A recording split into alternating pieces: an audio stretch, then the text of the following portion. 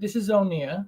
We're back once again for our weekly study of the Church Fathers. We're going to be continuing our analysis of Justin Martyr's writing, The Dialogue with Trypho. Now, last week we did two videos. We did one on Sunday and then we did another one on Monday. There wasn't as many people on Monday, so I probably won't be doing that again, but I really wanted the main one I wanted to get to is today. I thought I was going to be able to get to it on Monday, but there was just so much to deal with in that video that I didn't get time to discuss the things I'm going to be discussing today. So today we are mainly going to be focusing on the scriptures and what they had to say about the law of Moses. We've been reading through Justin Martyr's work and then giving analysis of it. And so this particular section of Justin's work that we've been analyzing requires a lot more analysis than what we've been giving. So today, we are mainly going to be doing exclusively analysis of Justin's writing rather than reading much of his writing today. So his main points that he was discussing in his dialogue with Trypho was, one second here. Just want to double check to make sure that it's on my YouTube.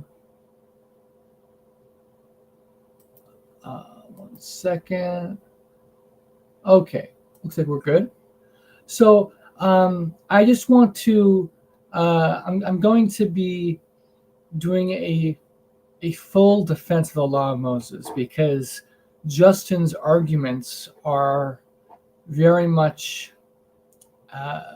he attacks much of the law of Moses and denigrates it. So we're going to be defending the law of Moses today. So with that said, let's get started. Although it doesn't say at the moment, it doesn't say there's any viewers, but hopefully some more people will come on shortly.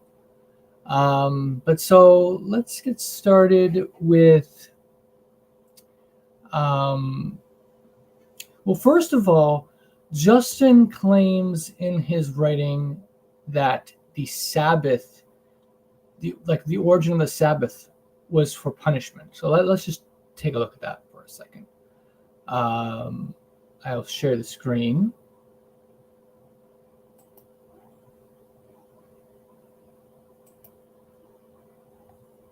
One second here.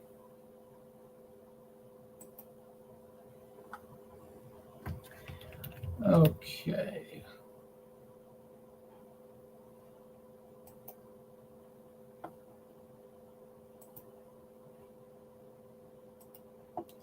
One second.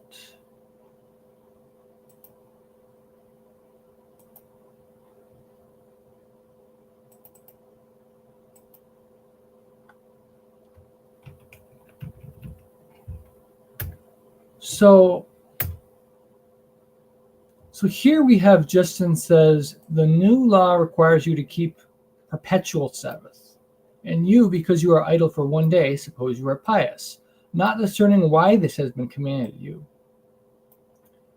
And then we see,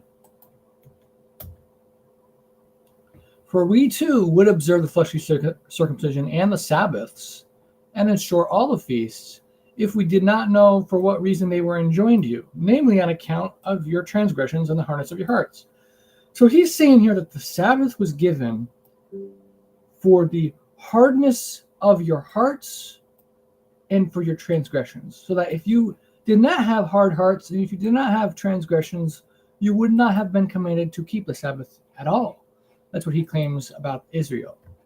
He claims the only reason Israel was commanded to keep Sabbath was specifically for the fact that they were wicked and deserved, they needed Sabbath to teach them to think about God.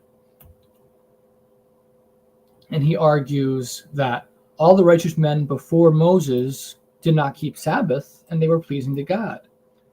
So if they didn't keep Sabbath and were righteous, then we also can be righteous without keeping the Sabbath, he says. And then Justin says, until Moses, under whom your nation appeared unrighteous and ungrateful to God, making a calf in the wilderness, wherefore God, accommodating himself to that nation, enjoined them also to offer sacrifices as if to his name, in order that you might not serve idols. Which precept, however, you have not observed. Nay, you sacrifice your children to demons. And you were commanded to keep Sabbaths, that you might retain the memorial of God. For his word makes this announcement, saying that you may know that I am God who redeemed you. So, and then it says here, moreover, that God enjoined you to keep the Sabbath and impose on you other precepts for a sign, as I have already said, on account of your unrighteousness and that of your fathers. As he declares that for the sake of the nations, lest his name be profaned among them. Therefore, he permitted some of you to remain alive. These words of his can prove to you. They are narrated by Ezekiel thus. So then he quotes from Ezekiel, and he specifically emphasizes where it says, wherefore I gave them also statutes which were not good, and judgments whereby they shall not live. And he's including the Sabbath under the statutes which are not good. So Justin interprets the Sabbaths as a negative thing that was given only because of their wickedness. And let's see here.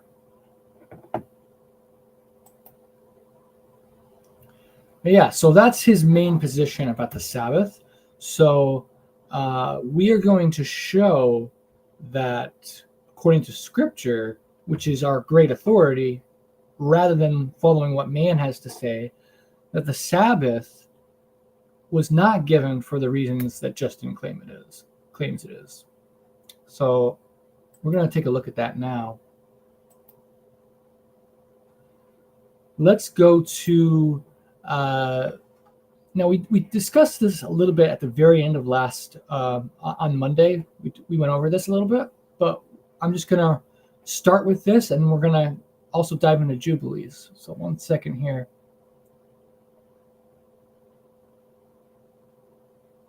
So we're going to be reading from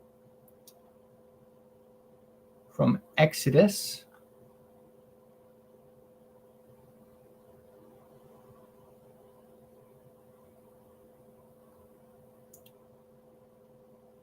I have the tab open. Hold on 1 second.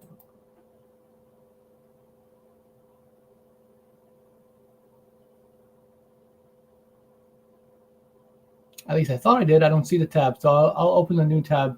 1 second.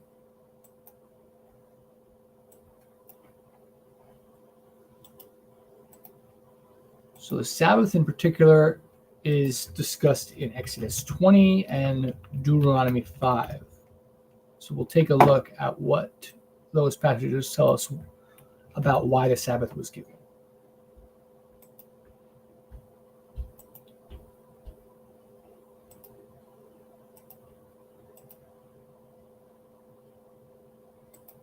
We have a comment here. Let's take a look.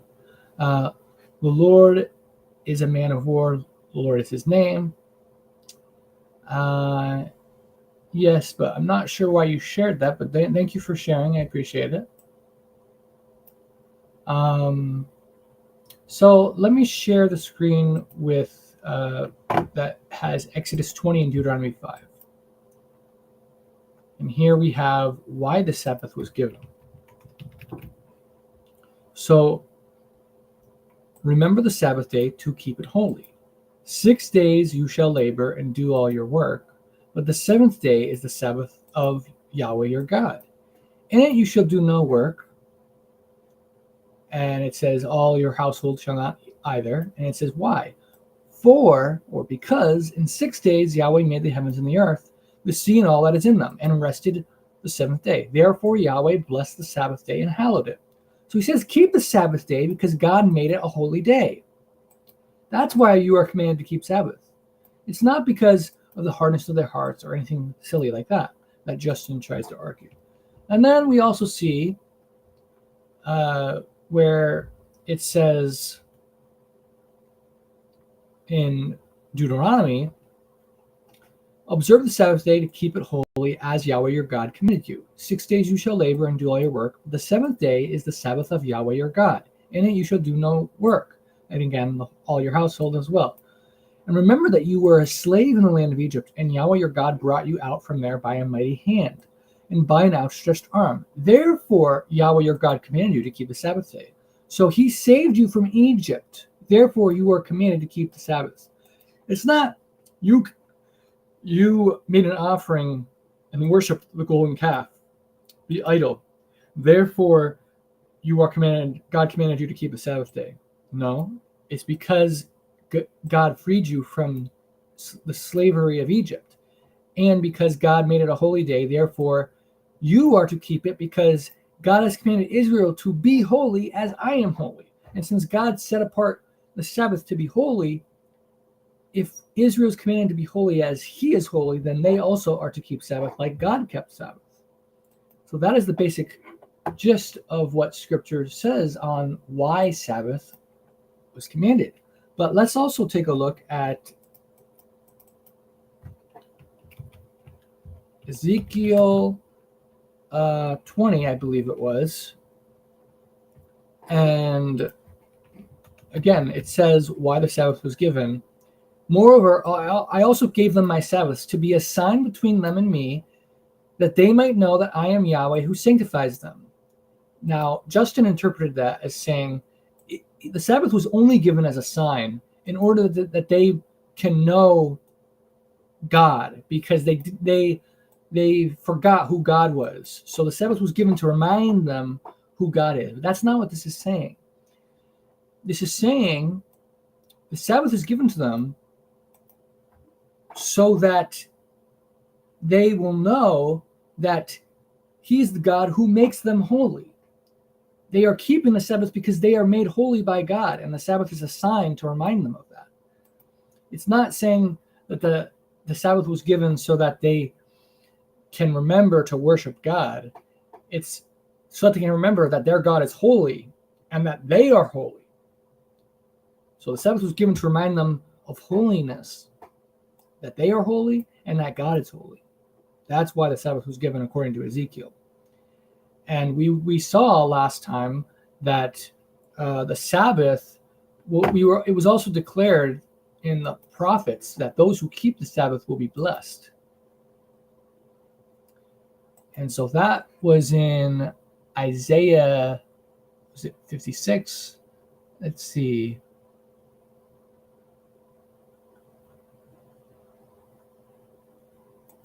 Let me pull that up.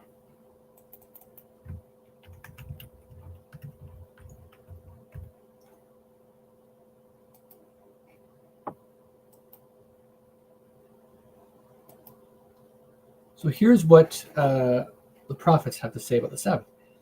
Keep justice and do righteousness, for my salvation is about to come, and my righteousness to be revealed. Blessed is the man who does this, and the son of man who lays hold on it, and who keeps from defiling the Sabbath, and keeps his hand from doing any evil. So blessed is the one who keeps his holy Sabbath. Do not let the son of the foreigner who has joined himself to Yahweh speak, saying, Yahweh has utterly separated me from his people. Nor let the eunuch say, Here I am, a dry tree. For thus says Yahweh to the eunuchs who keep my Sabbaths, and choose what pleases me, and hold fast my covenant. Even to them I will give in my house and within my walls a place and a name, better than that of sons and daughters. I will give them an everlasting name that shall not be cut off. So he's saying, to those who keep my Sabbath and hold fast to my covenant, I will give them an everlasting name that shall not be cut off. Now, Justin would argue that the name is cut off, or rather, he would interpret this as saying the name that shall not be cut off is referring to the church. But clearly here, the name that's given to them is related to the fact that they're keeping the Sabbaths and choosing the old covenant, choosing what pleases him as part of the old covenant. And my house refers to the temple in the law of Moses.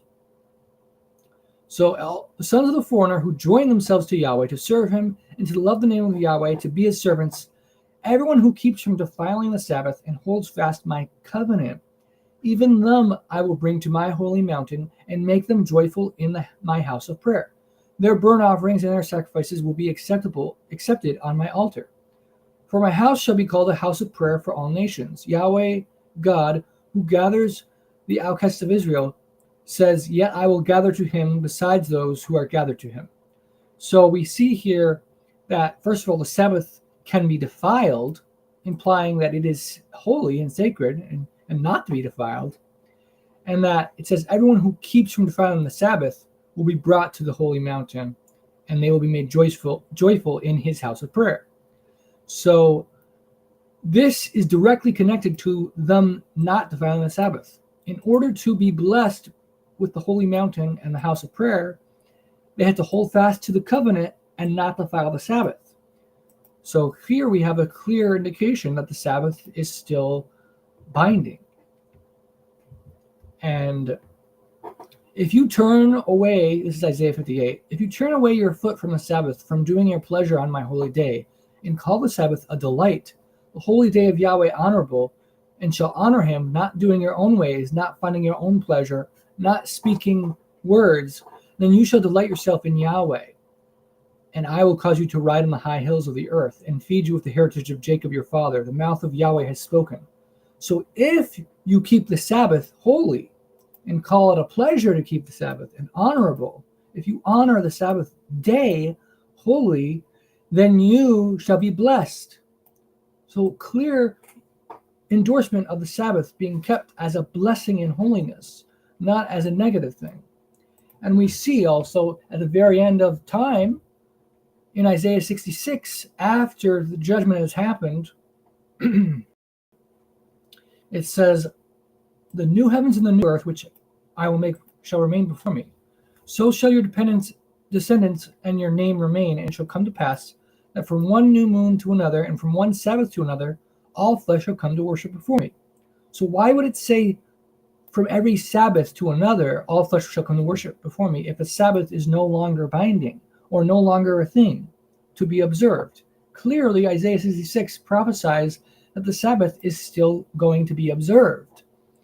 And in the Gospels also, we hear that, let me look up the passage, but Messiah warns about the Sabbath in a way that implies that it is still binding on Christians.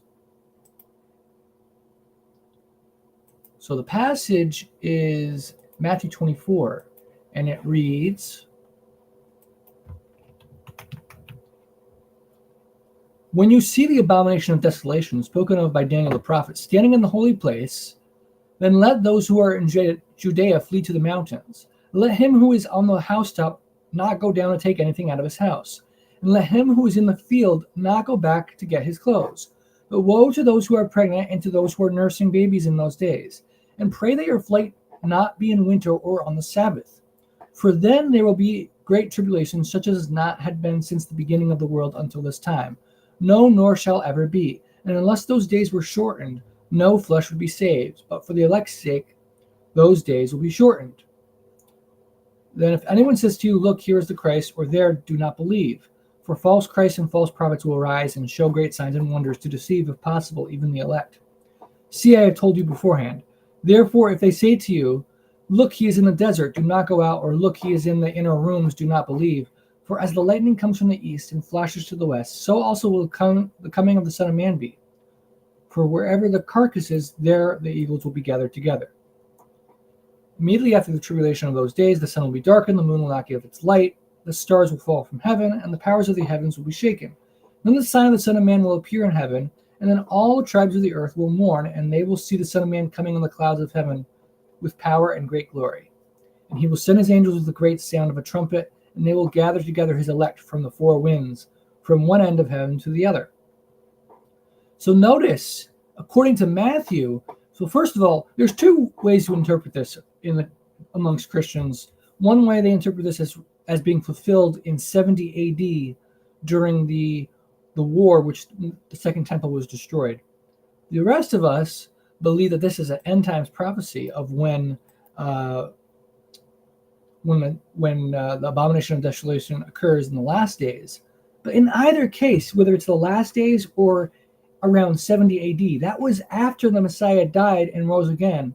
So according to Christians, when he rose again, the law was done away with and the Sabbath doesn't have to be kept anymore. That's what Christians typically will say. But if you take a look, it clearly says some things that are very interesting to know. So first of all, it says, the one who is on the housetop should not go down into a house to take anything out. The one who is in the field should not go back to get his clothes. So this is emphasizing the urgency to leave as quickly as possible. Don't go back to get your things. Like in the story in Genesis where it's where Lot's family is commanded, do not look back, just keep going because of the urgency. They had to leave because it's so dire situation. But Lot's wife keeps looking back, and she's held back because she longs for what is behind that she's leaving, and she doesn't go quick enough. So it's a similar issue. And then look at what it says. It says, woe to those who are pregnant and to those who are nursing babies in those days. So why is it woe to those people? Excuse me. The reason it's woe to people who are pregnant or nursing babies is that having a baby makes it a lot harder to travel, right?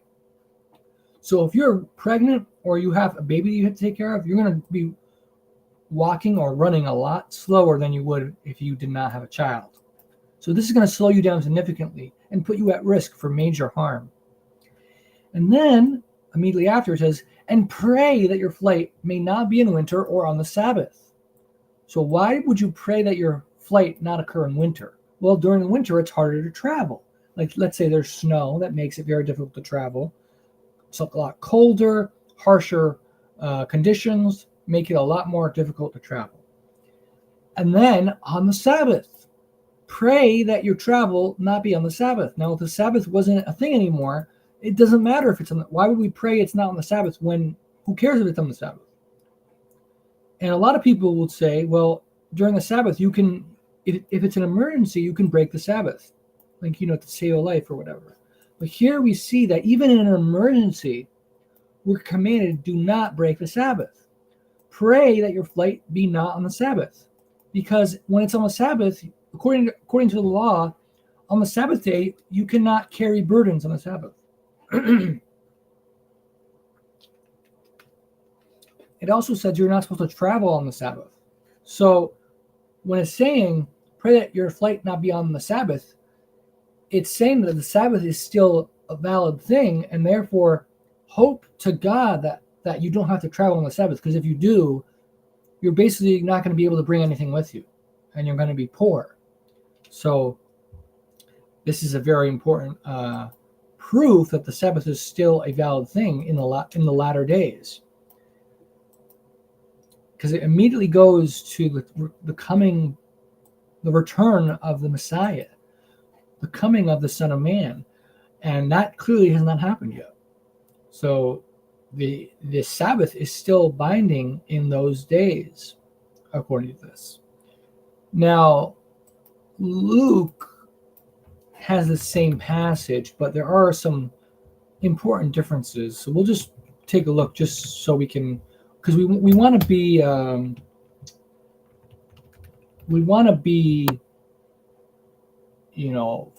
thorough in our analysis. So let's look at the analysis.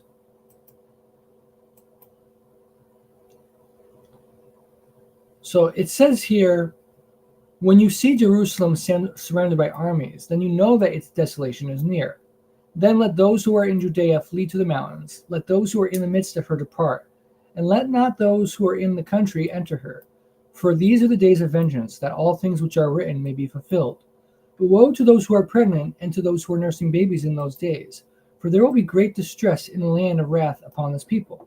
And they will fall by the edge of the sword and be led away captive into all nations. And Jerusalem will be trampled by Gentiles until the times of the Gentiles are fulfilled. And there will be signs in the sun and the moon and the stars. Okay, so Luke's gospel indicates that this is indeed a prophecy of the 70 AD when the temple is destroyed, the second temple. And then it says there will be an exile, and they will be in exile until the end, when the time of the Gentiles are fulfilled. And then the coming of the Messiah will be. So Luke's gospel makes it more clear of the timeline. Matthew's gospel kind of conflates it. But like I said, in either case, the Sabbath is clearly something that's still binding, because this 70 AD is occurring after the Messiah's death and resurrection. So the Sabbath is still binding.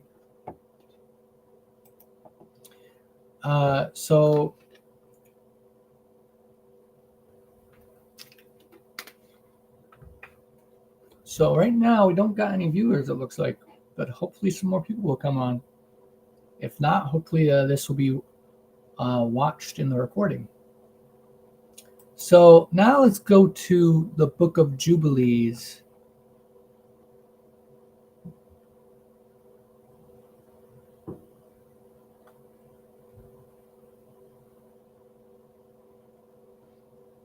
One second here.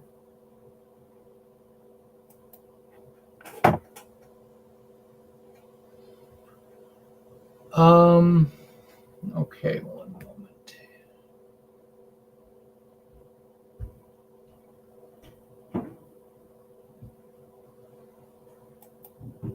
Depending how we do today, if we don't get a lot of viewers today, I might stop the series, because I want this to be something where it's benefiting people. But if no one's even going to be watching the videos, then obviously I don't want to waste people's time. So we're going to see. We'll see if more people come on. But let's look at Jubilees.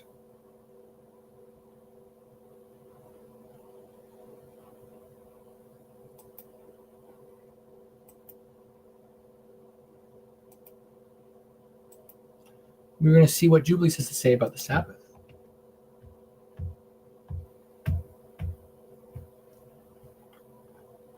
Because Jubilees gives us the origin of the law. So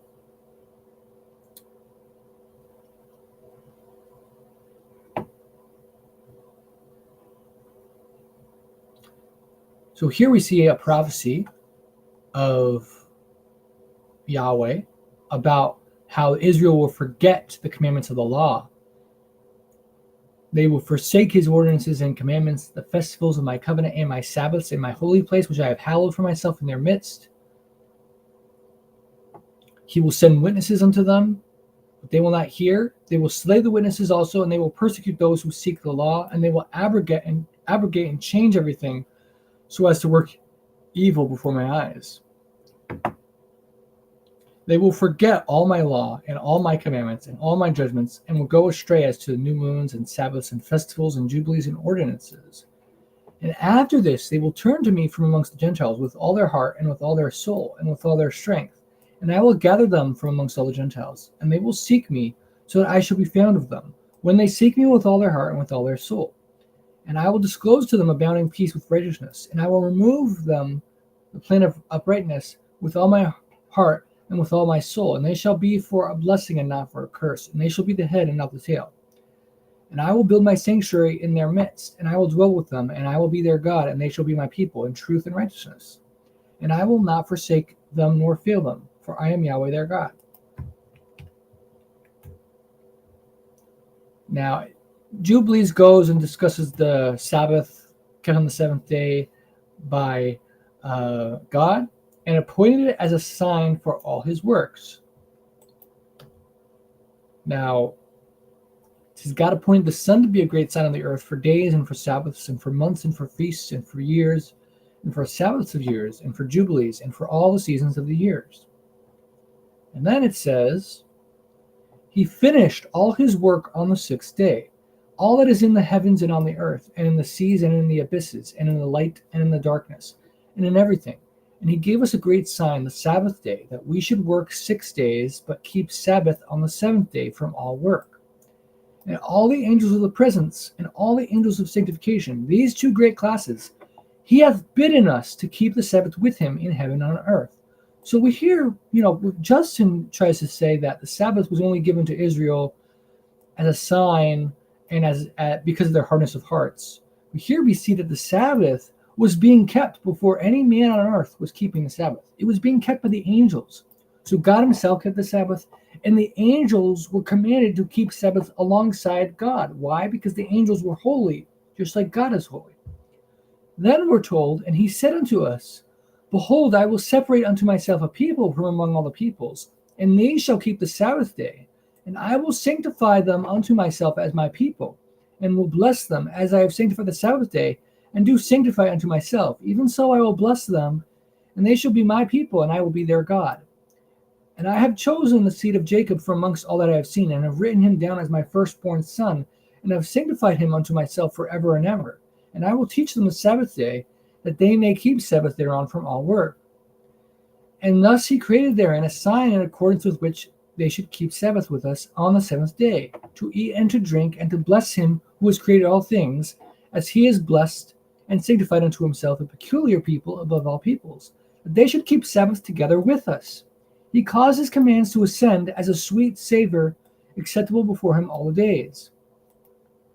There were 22 heads of mankind from Adam to Jacob, and 22 kinds of work were made until the seventh day. This is blessed and holy, and the former also is blessed and holy. And this one serves with that one for sanctification and blessing. And to this it was granted that they should always be the blessed and holy ones of the first testimony and law, even as he sanctified and blessed the Sabbath day on the seventh day. He created heaven and earth and everything that he created in 6 days, and God made the seventh day holy for all his works. Therefore he commanded on his behalf that whoever does any work thereon shall die, and that he who defiles it shall surely die. Wherefore do thou command the children of Israel to observe this day, that they may keep it holy, and not do thereon any work, and not to defile it, as it is holier than all other days. And whoever profanes it shall surely die. And whoever does thereon any work shall surely die eternally, that the children of Israel may observe this day throughout their generations, and not be rooted out of the land. For it is a holy day and a blessed day. And everyone who observes it and keeps Sabbath thereon from all his works will be holy and blessed throughout all days like unto us.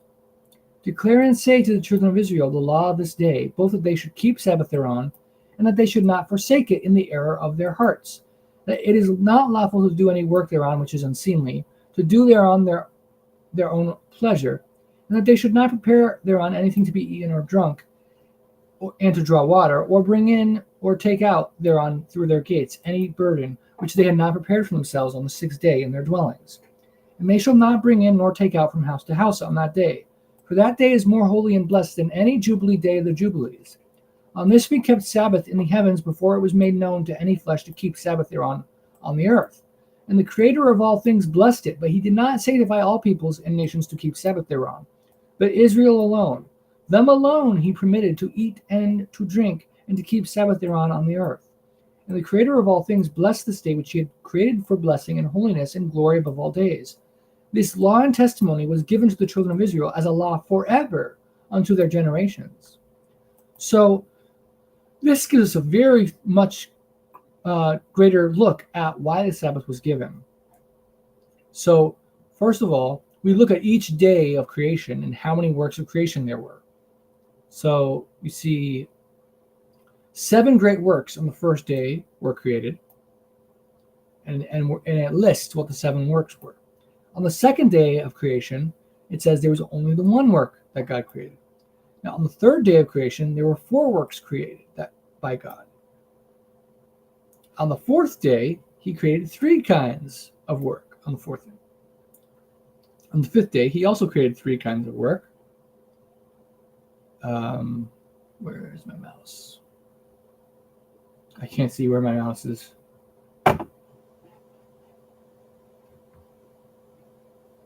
Okay, there it is. These 3 kinds he created on the 5th day. And then 4 kinds he created on the 6th day, including humans were created, but also other animals were too. So Altogether, there were 22 kinds of creation, and the 23rd kind was the Sabbath being given. So the Sabbath was the 23rd thing that was done during the creation week. In the same way, we're told that there was 22 heads of mankind from Adam to Jacob. So if you look at the genealogy of Genesis, in Genesis chapter 11, and you start counting each person, Adam, Seth, Enosh, Kenan, Mahalalel, Jared, Enoch, Lamech, Noah, Shem, is it Sheila next, I think? Arphaxad, I think is next, then Sheila. There's somewhere there, Canaan, that's found in the Septuagint. That extra generation is confirmed by Jubilees. So Canaan was another descendant. Then and it keeps going. I don't remember the exact order from here on out, but there's Peleg, Aber, and then you have Reu, Serug, Nahor, Terah, Abraham, Isaac, Jacob. I might have missed one or two people, but when you go from Adam to Jacob and you include Canaan from the Septuagint and also confirmed by Jubilees, that's 23 generations. So Jacob changed, whose name was changed to Israel. Israel was the 23rd generation from the beginning of creation. So just as the Sabbath was the 23rd work that God made, and the Sabbath was made holy, the 23rd work was holy, even so, Israel was the 23rd generation from beginning of mankind. And so the 23rd generation was made holy, just like the Sabbath. And so Justin's argument that the beginning people before Jacob didn't keep the Sabbath, therefore the Sabbath is not binding on us, misses the whole point of why the Sabbath was given and who it was given for and why. The first 22 generations were not sanctified to keep it. The angels kept it from the beginning with God, but mankind was not holy enough to keep the Sabbath. But the 23rd generation, Israel became holy because of that. And Israel was chosen to be a special people. And from that point on, his descendants were sanctified to keep the Sabbath holy. And it says that they were sanctified to keep it holy alongside the angels. And because it's holy, he commanded that whoever does work on it of the Israelites shall die, and he who defiles it shall surely die. Wherefore, command the children of Israel to observe this day, that they may keep it holy, and not do thereon any work, and not to defile it, as it is holier than all other days. And whoever profanes it shall surely die. And whoever does thereon any work shall surely die eternally. That the children of Israel may observe this day throughout their generations, and not be rooted out of the land. For it is a holy day and blessed day. So Israel is commanded to keep the Sabbath holy, and not do work on it, and not to defile it. Why? Because it's holier than all other days. Why are they commanded to keep Sabbath? Because if they profane it, they shall die. If they do any work on it, they shall die eternally. Why are they commanded to observe this day throughout the generations? So that they won't be rooted out of their land. Because it's a holy and blessed day, and they need to keep holy and blessed days holy. And whoever observes and keeps the Sabbath thereon from all his work will be holy and blessed throughout all days, like unto us, the angels. Declare and say to the children of Israel the law of this day, both that they should keep it, and they should not forsake it in the error of their hearts. So if the Israel forsakes keeping the Sabbath, they are erring and disobeying God. And let's see here. And again, he did not sanctify all peoples and nations to keep Sabbath, but only Israel was commanded and permitted to eat and drink. And notice it says, only Israel he permitted to eat and drink to keep Sabbath. So Justin makes it seem like the Sabbath is a burden.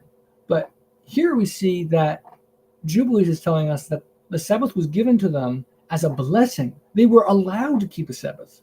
Permission. Usually you don't tell someone you have permission to do something they don't want to do. Permission is granted for something amazing and good. You have my permission to keep the Sabbath. Israel, you alone get my permission to keep this holy Sabbath.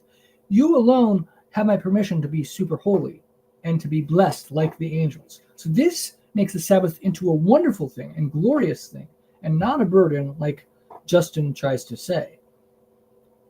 The creator of all things blessed this day. Why did he bless this day? For blessing and holiness and glory above all days. That's why he blessed it and made it holy. And this law and testimony was given to the children of Israel as a law forever unto their generations. So as long as they have generations, the Sabbath was given for them to observe it. So let's see here. And the angels were, like I said, the angels kept Sabbath, and then God promised the angels that he would choose a people to keep Sabbath with them. And then he declares that he indeed has chosen Jacob, the seed of Jacob, to be sanctified to him forever and ever. And I will teach them the Sabbath day that they may keep Sabbath thereon from all work. And thus he created therein a sign in accordance with which they should keep Sabbath with us. To eat and to drink, and to bless him who has created all things, as he has blessed and sanctified unto himself, a peculiar people above all peoples. So that is why. And this command about the Sabbath, he causes commands to ascend as a sweet savor acceptable before him all the days. So this command to keep the Sabbath lasts all days, and it's a sweet, savorable thing. It's a beautiful thing and not a burdensome thing, like Christians try to say. Okay, so this is pretty clear evidence here of the Sabbath being binding still. And then there's a prophecy that says Israel will forget the Sabbaths. They will go wrong to the Sabbaths. And the covenant is made with Noah, and says that, and it prophesies that Israel will violate the covenant by forsaking the Sabbath. And we have a prophecy later on in Jubilees, which says, and they shall strive one with another, the young with the old with the young, the poor with the rich, the lowly with the great, and the beggar with the prince, on account of the law and the covenant. For they have forgotten commandment and covenant and feasts and months and Sabbaths and Jubilees and all judgments. And they shall stand with bows and swords and war to turn them back into the way, but they shall not return until much blood has been shed on the earth, one by another. And it keeps talking about like horrible things that will happen. Sin, violence. And then it says at the very end, in those days they shall cry aloud and call and pray that they may be saved from the hand of the sinners, the Gentiles, but none shall be saved. And the heads of the children shall be white with gray hair, and a child of 3 weeks shall appear old like a man of 100 years. And their stature shall be destroyed by tribulation and oppression. In those days the children shall begin to study the laws, and to seek the commandments, and to return to the path of righteousness.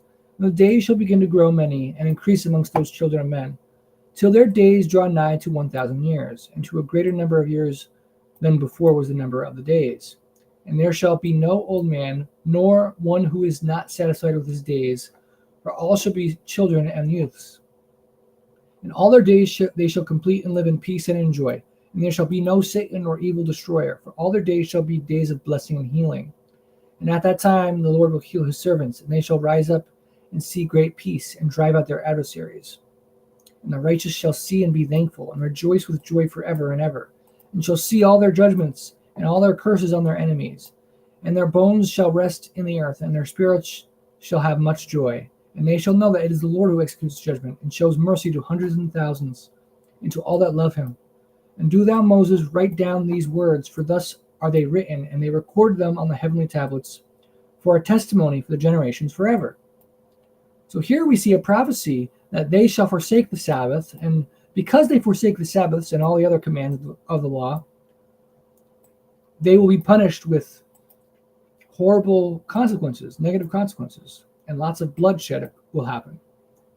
But then in the last days, these things will start to happen. The heads of the children shall be white with gray hair. The child of 3 weeks shall appear old like a man of 100 years. And their stature shall be destroyed by tribulation and oppression. So this is a sign of the end times. There's other books that also prophesy this same exact sign. And this sign actually we have found today. There are children who have a condition called progeria, where they start getting gray hair very young, and around the age of 20, they'll die. By the age of 20, they'll die. Now, it says a child of 3 weeks shall appear old like a man of 100 years. 3 weeks, so a week in Scripture often means a period of 7. And in the context of Jubilees, it talks about 7 years being a single week. So when it says a child of 3 weeks, it's talking about 21 years and not 3 actual weeks. A child of 3 weeks or 21 years shall appear old like a man of 100 years. And like I said, progeria is the fulfillment of this prophecy. We never saw progeria in ancient times, but only in modern times have we started seeing this condition. And then we see, in those days, the children shall begin to study the laws and to seek the commandments and to return to the path of righteousness. And what are these laws and commandments and returning to the path of righteousness? What is it talking about? It's talking about the Sabbath and the covenant, the law and the covenant. They have forgotten commandment, covenant, and feasts and months and Sabbaths and jubilees and all judgments. The whole context is clear that they are forsaking the law of Moses. But then, in the last days, when we see the children with gray hair, in those days, the children will begin to study the laws and seek the commandments and to return to the path of righteousness, to return to the law of Moses. And this is exactly what we're seeing today. Right before the end, where the Messiah comes back, he's going to set up the 1,000-year kingdom, the millennial kingdom. So this is right before that time. It says, and then the days shall begin to grow many and increase, and they shall draw nigh to 1,000 years. And there shall be no old man, nor one who is not satisfied with his days. That's also mentioned in Isaiah, the prophecy, where it says, in Isaiah, I think it's 65, where it says, if a man, let me pull it up so you guys can see that prophecy. Shalom, John Jones, thank you. I'm going to show the prophecy from Isaiah. One second here. So I believe, like I said, it's Isaiah 65.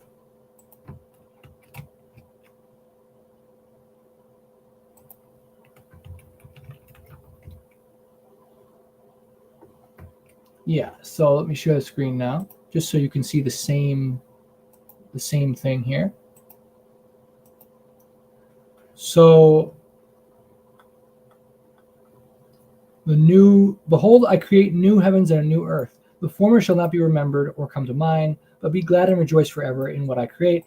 For behold, I create Jerusalem as a rejoicing. And then it says, no more shall an infant from there be just a few days, nor an old man who has not fulfilled his days. For the child shall die 100 years old. The sinner, 100 years old, shall be accursed. They shall build houses and inhabit. And then it goes all the way down here. The wolf and the lamb shall feed together. The lion shall eat straw like the ox, and dust shall be the serpent's food. They shall not hurt nor destroy in all my holy mountain, says Yahweh. This is very interesting because this is talking about the same thing that Jubilees is referring to. A new heavens and new earth. If you die at 100, you'll be considered accursed. If someone dies at 100, a sinner who dies at 100 years old will be considered cursed. A child shall die 100 years old. So it sounds like it's saying someone who's 100 years old will still be considered a child. And it says there will be peace amongst the animals. They will eat. They will not eat each other on the mountain. They will not hurt nor destroy in all my holy mountain. So this is clearly that last day's prophecy, and Jubilees confirms that this is last day's prophecy, and Revelation speaks of the same. Revelation 20. Let's see. So we have here 1,000 years, and how Satan is bound for 1,000 years. And Jubilee said there will be no Satan during that time. So this is talking about the same thing here. So now let's go back to Jubilees. Now remember I said that the angels were to keep the Sabbath. I'm going to show you something else that confirms this same concept. But at the very end of Jubilees, it also talks about the Sabbath. After this law of the Passover, it says, I made known to thee the days of the Sabbaths in the desert of Sinai, which is between Elim and Sinai. And now this occurs before the golden calf incident. So the Sabbath was given before they sinned with the golden calf, not after. So the Sabbath was not given, like Justin says, as a punishment for what they did with idolatry, but rather it's clear that they were given it for what Jubilee says, so that they should be holy, like he is holy. And it talks about the land Sabbaths as well. And this gives a list of laws of how to keep the Sabbath. And a lot of people would say, why doesn't the law of Moses give a list of laws of how to keep the Sabbath? Well, I believe there's evidence that it originally did. And the list that it gave is preserved in Jubilees. So this list was part of the law of Moses originally, of how to keep the Sabbath, what things you're not allowed to do on it. So if you ever wonder how do you keep the Sabbath, the list in Jubilees is the authoritative, the official list of what you are not to do on the Sabbath day. And it says, let's see here, keep Sabbath from all work on that day, and to bless the Lord your God, who has given you a day of festival and a holy day, and a day of the holy kingdom for all Israel is this day among their days forever.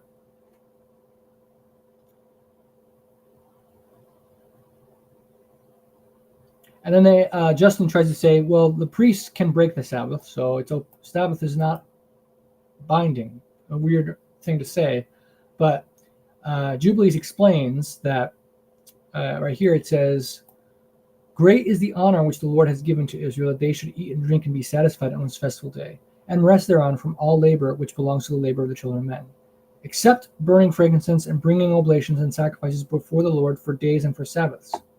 This work alone shall be done on the Sabbath days in the sanctuary of the Lord your God, that they may atone for Israel with sacrifice continually from day to day, for a memorial well pleasing before the Lord, and that he may receive them always from day to day, according as thou hast been commanded. And every man who does any work thereon will be killed, it says. Okay, so this is basically what Jubilees has to say about the Sabbath, but there's also the annual Sabbaths. So Shavuot. Let me show you guys. So it says Feast of Weeks, where Noah ordains the Feast of Weeks. And this was after the flood came, and then God sent the sign of the rainbow that he should not flood the earth. So it says, for this reason it is ordained and written on the heavenly tablets, that they should celebrate the Feast of Weeks in this month once a year, to renew the covenant every year. And this whole festival was celebrated in heaven from the day of creation till the days of Noah, 26 jubilees and 5 weeks of years. And Noah and his sons observed it for 7 jubilees and 1 week of years, till the day of Noah's death. And from the day of Noah's death his sons did away with, until the days of Abraham, and they ate blood. But Abraham observed it, and Isaac and Jacob and his children observed it up to thy days. And in thy days the children of Israel forgot it, until you celebrated it anew on this mountain. And do thou command the children of Israel to observe this festival in all their generations for a commandment unto them. 1 day in the year, in this month, they shall celebrate the festival. For it is the Feast of Weeks and the Feast of First Fruits. This feast is twofold and of a double nature. According to what is written and engraven concerning it, celebrate it. For I have written in the book of the first law, in that which I have written for thee, that thou shouldst celebrate it in its season, 1 day in the year. And I explained to thee its sacrifices that the children of Israel should remember, and should celebrate it throughout their generations in this month, 1 day in every year. And on the new moon of the first month, and on the new moon of the fourth month, on the new moon of the seventh month, and on the new moon of the 10th month, are the days of remembrance, and the days of the seasons in the 4 divisions of the year. These are written and ordained as a testimony forever. And Noah ordained them for himself as feasts for the generations forever, so they have become thereby a memorial unto him. And and thus it is engraven and ordained on the heavenly tablets. And there is no neglecting of this for a single year or from year to year.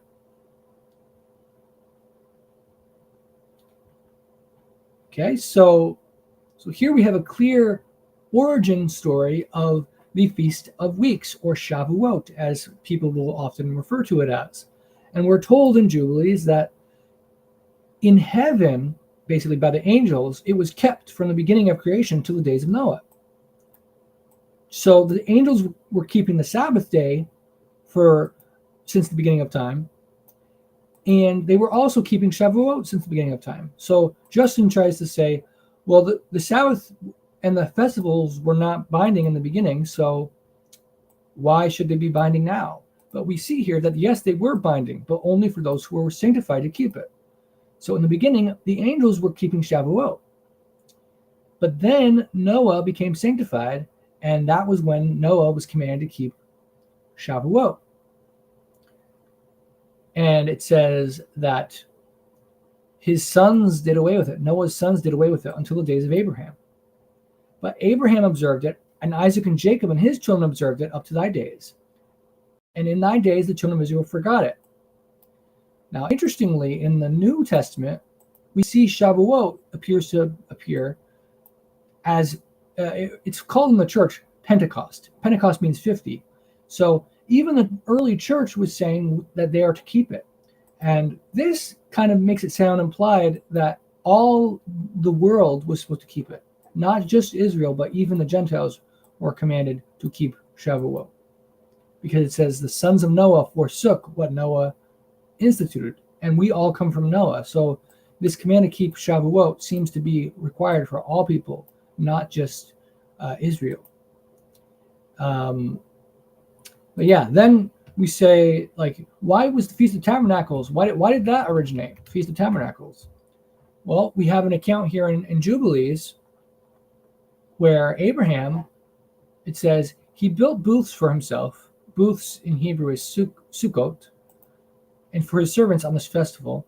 And he was the first to celebrate the Feast of Tabernacles on the earth. So Abraham was the first to celebrate it on the earth. Now, interestingly, it says he was the first to celebrate it on the earth. Why doesn't it say he was the first to celebrate it? Why does it say he was the first to celebrate it on the earth? So that makes it sound like the angels were also keeping this before any man was keeping it. So once again, rather than the idea that this, was never required and then all of a sudden it's became required, so Justin's argument is it's not really a binding thing. We see here that the holy days were always required, but only by the holy. And originally, only the angels were holy. And then through the process of time, mankind started to become more holy in certain things. So Abraham was sanctified enough so that now he could keep the Feast of Tabernacles. He celebrated this feast, Abraham, rejoicing with all his heart and with all his soul, he and all those who were in his house. And there was no stranger with him, nor any that was uncircumcised. And he blessed his Creator who had created him in his generation. And we blessed him forever and all his seed after him throughout all the generations of the earth, because he celebrated this festival in its season, according to the testimony of the heavenly tablets. So it says, we blessed Abraham and all his seed throughout all the generations of the earth. Why did the angels bless him? Because he kept the Feast of Tabernacles. For this reason, it is ordained on the heavenly tablets concerning Israel that they shall celebrate the Feast of Tabernacles 7 days with joy. In the 7th month, acceptable before the Lord, a statute forever throughout their generations, every year. And to this there is no limit of days, for it is ordained forever regarding Israel that they should celebrate it and dwell in booths, and set wreaths upon their heads, and take leafy boughs and willows from the brook. And Abraham took branches of palm trees and the fruit of goodly trees, and every day going around the altar with the branches 7 times in the morning, he praised and gave thanks to his God for all things in joy. So we see here that Abraham kept this, and that this command to keep the Feast of Tabernacles was therefore extended to Israel, and Israel is required to keep it forever. There's no limit of days. Christians say it is no longer binding, but here we see there's no limit of days. And in Zechariah chapter 14, we see that at the very end of time, it's still to be kept. So we see Zechariah. Let me pull up Zechariah 14 for you guys. I have so many tabs open; it's hard to find the one I want. So I'm just going to have to reload it. All right. So Zechariah 14 has this to say about the Feast of Tabernacles. And again, this is clearly the end times. We have here, I will gather all the nations to battle against Jerusalem. The city shall be taken, the houses rifled, and the women ravished. Half the city shall go into captivity. The remnant of the people shall not be cut off from the city. Yahweh will go forth and fight against those nations as he fights in the day of battle. And in that day his feet shall stand on the Mount of Olives, which faces Jerusalem on the east. And the Mount of Olives shall be split in two, from east to west, a very large valley. Half of the mountain shall move toward the north, and half of it toward the south. Thus Yahweh my God will come, all the saints with you. It shall come to pass in that day there will be no light, the lights will diminish. It shall be one day which is known to Yahweh. Neither day nor night, but at evening time it shall happen. It will be light. And in that day it shall be, living water shall flow from Jerusalem, half of them toward the eastern sea, and half of them toward the western sea.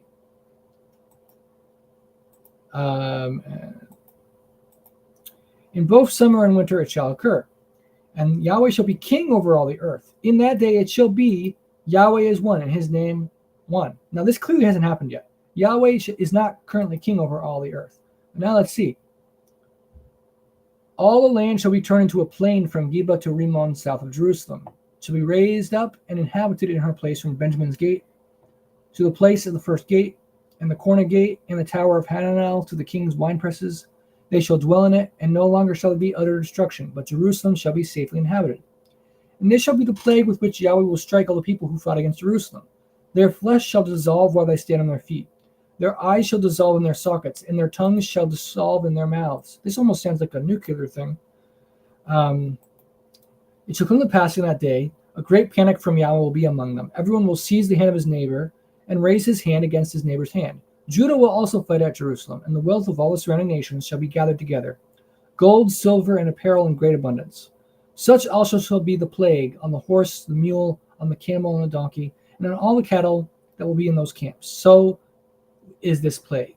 And it shall come to pass that everyone who is left of all the nations which came up against Jerusalem shall go up from year to year to worship Yahweh of hosts, and to keep the Feast of Tabernacles. And it shall be, whichever of the families of the earth do not come up to Jerusalem to worship the King, Yahweh of hosts, on them there will be no rain.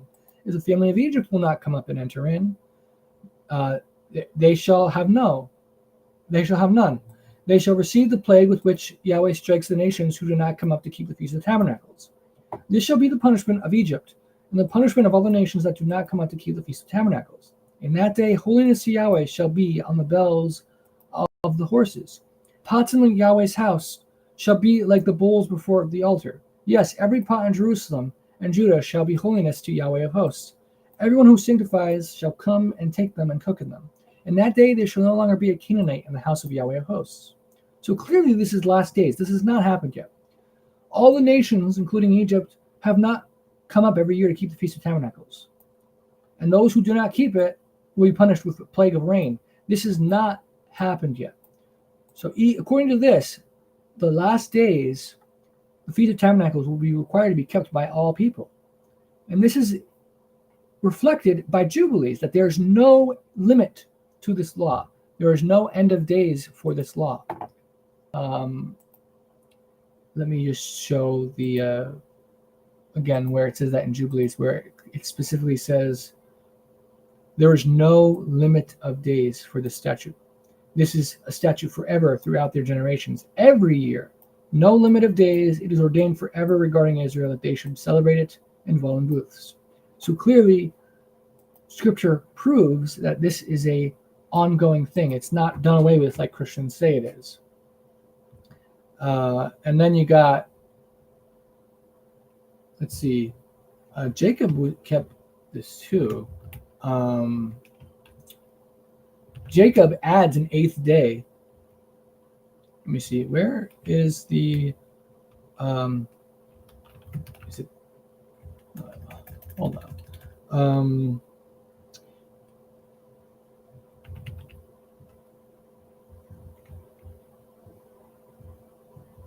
Jacob basically adds another day to it. Okay, here it is. So this is in chapter 32, where Jacob is keeping the Feast of Tabernacles, and it says, and he celebrated. Let me just double check, make sure I can show you guys where he's keeping it. On the 15th of this month, the 15th refers to the of the 7th month, when the Feast of Tabernacles is, and it says he did daily for 7 days. So he kept the Feast of Tabernacles. He and all his son and all his men were eating this with joy there during 7 days, and blessing and thanking Yahweh, who had delivered him out of all his tribulation and had given him his vow. And then it says down here, and he celebrated there yet another day, and he sacrificed thereon according to all that he sacrificed in the former days, and called its name Addition, for this day was added. In the former days he called the feast, unless it was manifested that it should be, and it is written on the heavenly tablets. Wherefore it was revealed to him that he should celebrate it, and add it to the 7 days of the feast. And its name was called Addition, because that it was recorded amongst the days of the feast days, according to the number of the days of the year. So you have the 7 days of Feast of Tabernacles, and in the law, the day after is another holy day. And so here we see that the origin was established by Jacob. So once again, this is before Moses. The law of Moses is before Moses that it's being given. And Passover, the laws of Passover were given before the golden calf incident. Let's see.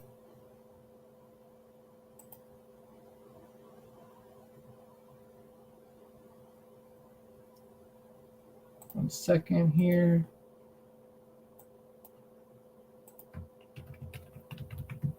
Again, we went over some of this last time, but there was very few people there last time. So we're reviewing it again. We see here that they were commanded to keep this Passover, and where they have to put the blood on the doors and things of that nature. You shall eat it with a belt on your waist, your sandals on your feet, and your staff in your hand. So shall you eat it in haste. It is Yahweh's Passover. And then it says, this day shall be to you a memorial, and you shall keep it as a feast to Yahweh throughout your generations. You shall keep it as a feast by an everlasting ordinance. 7 days you shall eat unleavened bread. On the first day you shall remove leaven from your houses. For whoever eats leavened bread from the first day until the 7th day, that person shall be cut off from Israel. On the first day is a holy convocation, and on the 7th day there shall be a holy convocation for you. No manner of work shall be done on them, but which everyone must eat, that only may be prepared by you. So you shall observe the unleavened bread, for on this same day I will have brought your armies out of the land of Egypt. Therefore you shall observe this day throughout your generations as an everlasting ordinance. And Justin tries to say, why the unleavened bread, the literal commandment, has no righteousness, it's no purpose. It's just a symbol, that's all. But here we see that's not why the command was given to do unleavened bread. It says, for 7 days no leaven shall be found in your houses, since whoever eats what is leavened, that same person shall be cut off from the congregation of Israel. Whether he is a stranger or a native of the land, you shall eat nothing leavened. In all your dwellings you shall eat unleavened bread. And we see why that command was given down here. So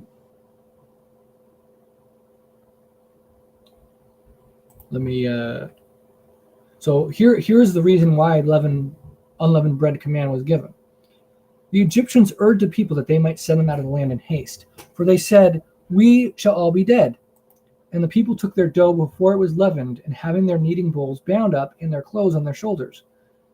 Now the children of Israel had done according to the word of Moses, and they had asked from the Egyptians articles of silver, articles of gold, and clothing. And Yahweh had given the people favor in the sight of the Egyptians, so that they granted them it. Thus they plundered the Egyptians. So then it says, and they baked unleavened cakes of the dough which they had brought out of Egypt, for it was not leavened, because they were driven out of Egypt and could not wait, nor had they prepared provisions for themselves. So the reason the unleavened bread command was given was as a memorial of what they had to go through. They had to leave in such a hurry they didn't have time to make it leavened bread. If they had had time to make it leavened bread, then they would have done that. The only reason they didn't do that was because they had to leave in a rush. And because of that, as a memorial, a reminder of what they went through, God commanded them to keep the unleavened bread. So that's why, the origin of it. It's not for us because it's a symbol or anything like that, with like a special Christological meaning. That's not why that command was given. It was given because of a literal memorial of what they went through literally. So then we see the Day of Atonement. Why did the Day of Atonement originate? According to Jubilees, we see the origin of the Day of Atonement. That tells us that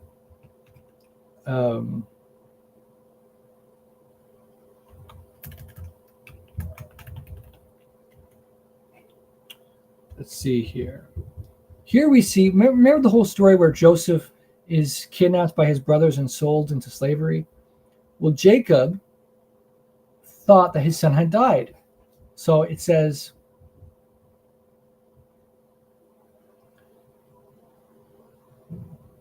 it tells us that this occurred on the 10th day of the 7th month. So here, and the sons of Jacob slaughtered a kid and dipped the coat of Joseph in the blood and sent it to Jacob their father on the 10th of the 7th month. And he, Jacob, mourned all that night, for they had brought it to him in the evening, and he became feverish with mourning for his death. And he said, an evil beast hath devoured Joseph. And all the members of his house mourned with him that day. And they were grieving and mourning with him all that day. And his sons and his daughter rose up to comfort him, but he refused to be comforted for his son. And on that day Bilhah heard that Joseph had perished, and she died mourning him. And she was living in Kaphrateth. And Dinah also his daughter died after Joseph had perished. And there came these 3 mournings upon Israel in 1 month. And they buried Bilhah over against the tomb of Rachel, and Dinah also his daughter they buried there. And he mourned for Joseph 1 year and did not cease, for he said, let me go down to the grave, mourning my son. For this reason it is ordained for the children of Israel that they should afflict themselves on the 10th of the 7th month, on the day that the news which made him weep for Joseph came to Jacob his father, that they should make atonement for themselves thereon with a young goat, on the 10th of the 7th month, once a year for their sins. For they had grieved the affection of their father regarding Joseph his son. And this day has been ordained that they should grieve thereon for their sins, and for all their transgressions, and for all their errors, so that they might cleanse themselves on that day once a year. So, again, Justin tries to argue that these things were all commanded because of their sin with the golden calf. But no, these things were not. These things originated before with Jacob. Jacob originated the Day of Atonement for people to keep. Jacob originated the 8th day to be kept. Abraham originated the Feast of Tabernacles to be kept. And Noah originated the 4 new month days and the Feast of Shavuot. He originated those days. Moses originated Passover. So we see the origin of these things. Now there's another one that I think refers to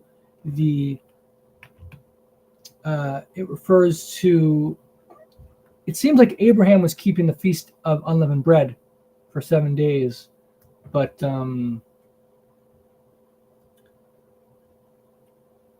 let's see.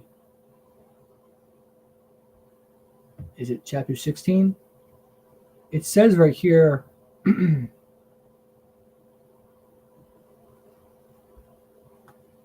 hold on 1 second here. No, that's Feast of Tabernacles.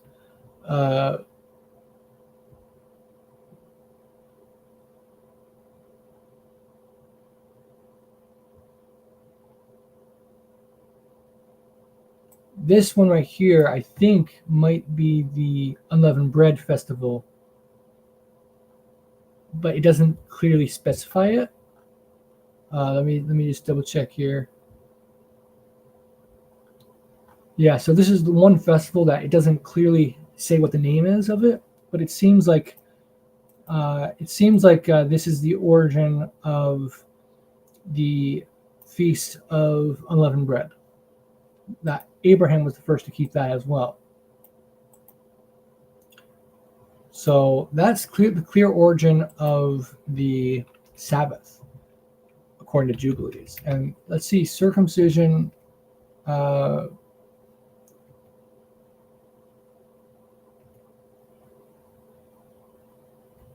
me just see if Jubilee says anything else interesting. It says, "My covenant shall be in your flesh for an eternal ordinance."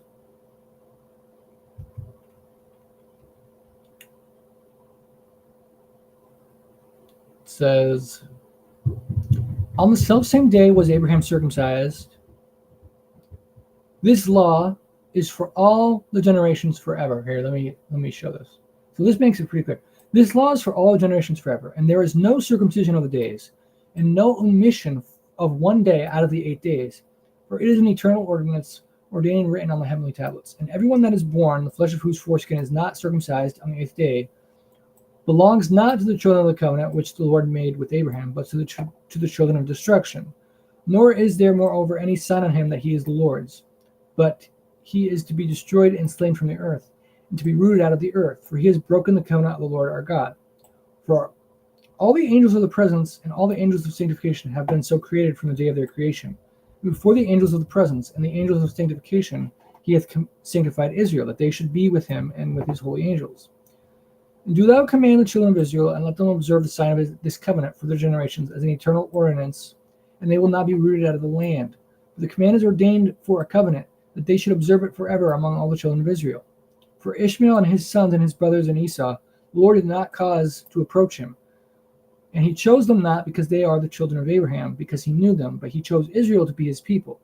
He sanctified it and gathered it from amongst all the children of men. For there are many nations and many peoples, and all are his, and over all hath he placed spirits and authority to lead them astray from him. But over Israel he did not appoint any angel or spirit, for he alone is their ruler, and he will preserve them and require them at the hand of his angels and his spirits, and at the hand of all his powers, in order that he may preserve them and bless them, and that they may be his, and he may be theirs from henceforth forever. And now I announce unto thee that the children of Israel will not keep true to this ordinance, and they will not circumcise their sons according to all this law. For in the flesh of their circumcision they will omit the circumcision of their sons, and all of them, sons of Beliar, will leave their sons uncircumcised as they were born. And there will be great wrath from the Lord against the children of Israel, because they have forsaken his covenant, and turned aside from his word, and provoked and blasphemed, inasmuch as they do not observe the ordinance of this law. For they have treated their members like the Gentiles, so that they may be rooted out of the land, and there will no more be pardon or forgiveness unto them, so that there should be forgiveness and pardon for all the sin of this eternal error. So Justin tries to say that the command of the circumcision was given so that they could be punished in their exile. But here we see that if you don't be circumcised, the punishment is you will be punished in exile. So it's the exact opposite of what Justin claims. And also, I do want to clarify, I don't believe it's saying that the Gentiles who are uncircumcised are in sin because of that. Let me see where it said it here. It says, everyone, I believe it's talking about Israel. Everyone of Israel that is born, the flesh of whose foreskin is not circumcised on the 8th day, belongs not to the children of the covenant, but to the children of destruction. Nor is there moreover any sign on him that he is the Lord's, but he is to be destroyed and slain from the earth, and to be rooted out of the earth, for he has broken the covenant of the Lord our God. So notice, it says that the covenant is only made with Israel. The covenant is not made with the uncircumcised Gentiles. So here it says, everyone born of flesh whose foreskin is not circumcised has broken the covenant. But the Gentiles who are uncircumcised have not broken the covenant because they never entered the covenant in the first place. It's Israel that's entered the covenant. So anyone of Israel that is born, the flesh of whose foreskin is not circumcised on the 8th day, belongs not to the children of the covenant. They are belonging to the children of destruction. Yeah, and it says there's no circumcision of days. Now, the word circumcised means to cut off completely. So what it says here, no circumcision of the days, it means there's no cutting off of this law of circumcision. Like the Christians try to say that it's no longer binding. This law is for all generations, forever. Not only generations until the Messiah comes, but all generations. So circumcision is not a punishment like Justin says. Rather, if you don't circumcise, you will be punished, Israel. So it's the exact opposite of what Justin claims. Now, it's clear based on Justin's arguments that he did not regard Jubilees to be scripture. Because if he did, I don't see how he could have claimed the things he said. There's too much in Jubilees which goes fully against what Justin says. I don't see any way how Justin could have regarded what Jubilees says as scripture when Justin radically teaches against the things that Jubilees says. But now, to move on, what's interesting is a lot of people try to say that the Levitical priesthood only originated after the Golden Calf incident. You hear a lot of people say that. However, what does Scripture have to say about it? Well, Jubilees says something quite different. So let's see what Jubilees has to say. It tells us,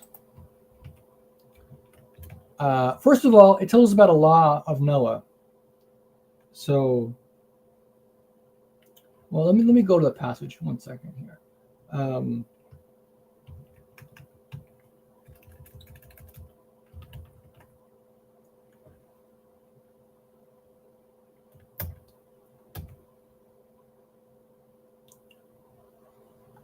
So it says, first of all, that for this reason, I command them, saying, testify this testimony to Israel. See how the Shechemites fared and their sons, how they were delivered into the hands of 2 sons of Jacob. And they slew them under tortures, and it was reckoned unto them for righteousness. Levi and Simeon, remember, they slaughtered the Shechemites for what they did to Dinah. So according to Jubilees, they did the righteous thing by killing them for the evil that they were doing. And it says, it is written down for them for righteousness. And the seed of Levi was chosen for the priesthood and to be Levites, that they might minister before the Lord as we continually. Now look, as we. The Levites were sanctified to be holy, just as the angels. Now, and earlier, guys, it said Israel was commanded to be circumcised. Why? Because angels are circumcised, and angels are holy, set apart as holy. So Israel, chosen to be holy, should be circumcised like the angels are. That's what Jubilee said earlier. Let me just show you where it said that. 1 second. Just so you can see it again. Where it says, right here in verse 27, for all the angels of the presence and all the angels of sanctification have been so created from the day of their creation. So they were created circumcised. They were created without a foreskin. So for the same reason, Israel is to be holy like the angels, it says. So Israel, the whole point about this was Israel is set apart to be holy like the angels. Now here we have the priests who are set apart to, they're set apart to, so that they can be holy like the angels, because the angels were priests in heaven. The angels are priests in heaven. So that they might minister before the Lord as we continually, and that Levi and his sons may be blessed forever. For he was zealous to execute righteousness and judgment and vengeance on all those who arose against Israel. And so they inscribe as a testimony in his favor all the heavenly tablets, blessing and righteousness before the God of all. And we remember the righteousness which the man fulfilled during his life. At all periods of the year, until 1,000 generations they will record it, and it will come to him, and his descendants after him. And he has been recorded in the heavenly tablets as a friend and a righteous man. All this account I have written for thee, and have commanded thee to say to the children of Israel, that they should not commit sin nor transgress the ordinances. I'm going to skip this because it's not really relevant to our discussion about the priests. But so then we see, and he abode that night at Bethel. And Levi dreamed that they had ordained and made him the priest of the Most High God, him and his sons forever. And he woke from his sleep and blessed the Lord. And Jacob rose early in the morning, gave a tithe of all that came with him. both of men, of cattle, both of gold, and every vessel and garment. Yea, he gave tithes of all. And in those days Rachel became pregnant with her son Benjamin, and Jacob counted his sons from him upwards, and Levi fell to the portion of the Lord, and his father clothed him in the garments of the priesthood, and filled his hands. Levi was the 10th son, counting from Benjamin. Backwards. So it's like a double fulfillment that Levi was chosen as the 10th, or the tithe. Then it says, Jacob tithed all the clean animals and made a burnt sacrifice, but the unclean animals he gave not to Levi his son, and he gave him all the souls of the men. And Levi discharged the priestly office at Bethel before Jacob his father, in preference to his 10 brothers. And he was a priest there, and Jacob gave his vow. Thus he tithed again the tithe to the Lord and sanctified it, and it became holy unto him.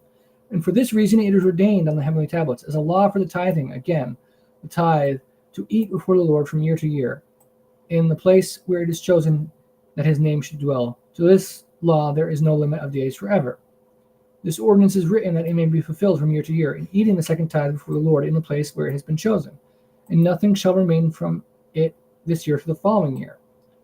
So this origin of the tithe law is linked to Levi before Moses was even born. All the tithes of the oxen and sheep shall be holy unto the Lord, and shall belong to the priests, which they will eat before him from year to year. For thus it is ordained and engraven regarding the tithe on the heavenly tablets. And here it says Jacob was going to decided in his heart that he was going to build a temple, but then God said, no, do not build it here. So see, it says, Jacob resolved to build that place and to surround the court with a wall and to sanctify it and make it holy forever for himself and his children after him.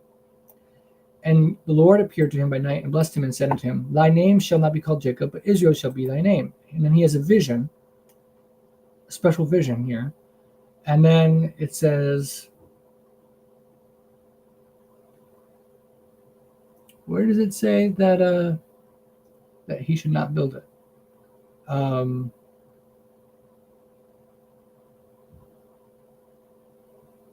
One second here. Okay. Do not build this place, and do not make it an eternal sanctuary, and do not dwell here, for this is not the place. Go to the house of Abraham thy father, and dwell with Isaac thy father, until the day of the death of thy father. So here it says that the temple is supposed to be built, but not where Jacob wanted to be built it, because that's not the place for it. It's not holy. So the temple, the commands for the temple were part of the law. It's just, it wasn't time yet. It wasn't the right place. It wasn't the right time and place to build it. So all these things are before the Moses was born, before the law of Moses was given, before the golden calf incident. So this all refutes what Justin says. And a lot of people like to say, well, this is the only witness here. Is there a second witness to this? Now, I don't believe that 2 witnesses are required from Scripture to establish something that's true. But there is an amazing second witness to this whole thing where it says Levi had a dream that he was made a priest. And where and that how Jacob tithed to Levi. This is authenticated in the Testaments of the 12 Patriarchs. So let's take a look at the Testaments of the 12 Patriarchs so we can see this endorsement of what Jubilee says.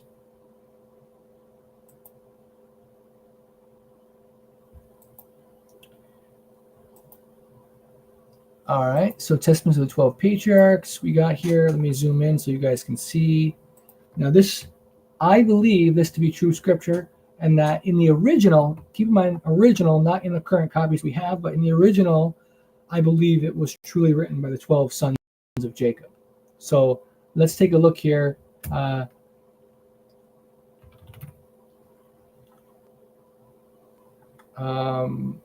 So here we have a testament of Levi specifically.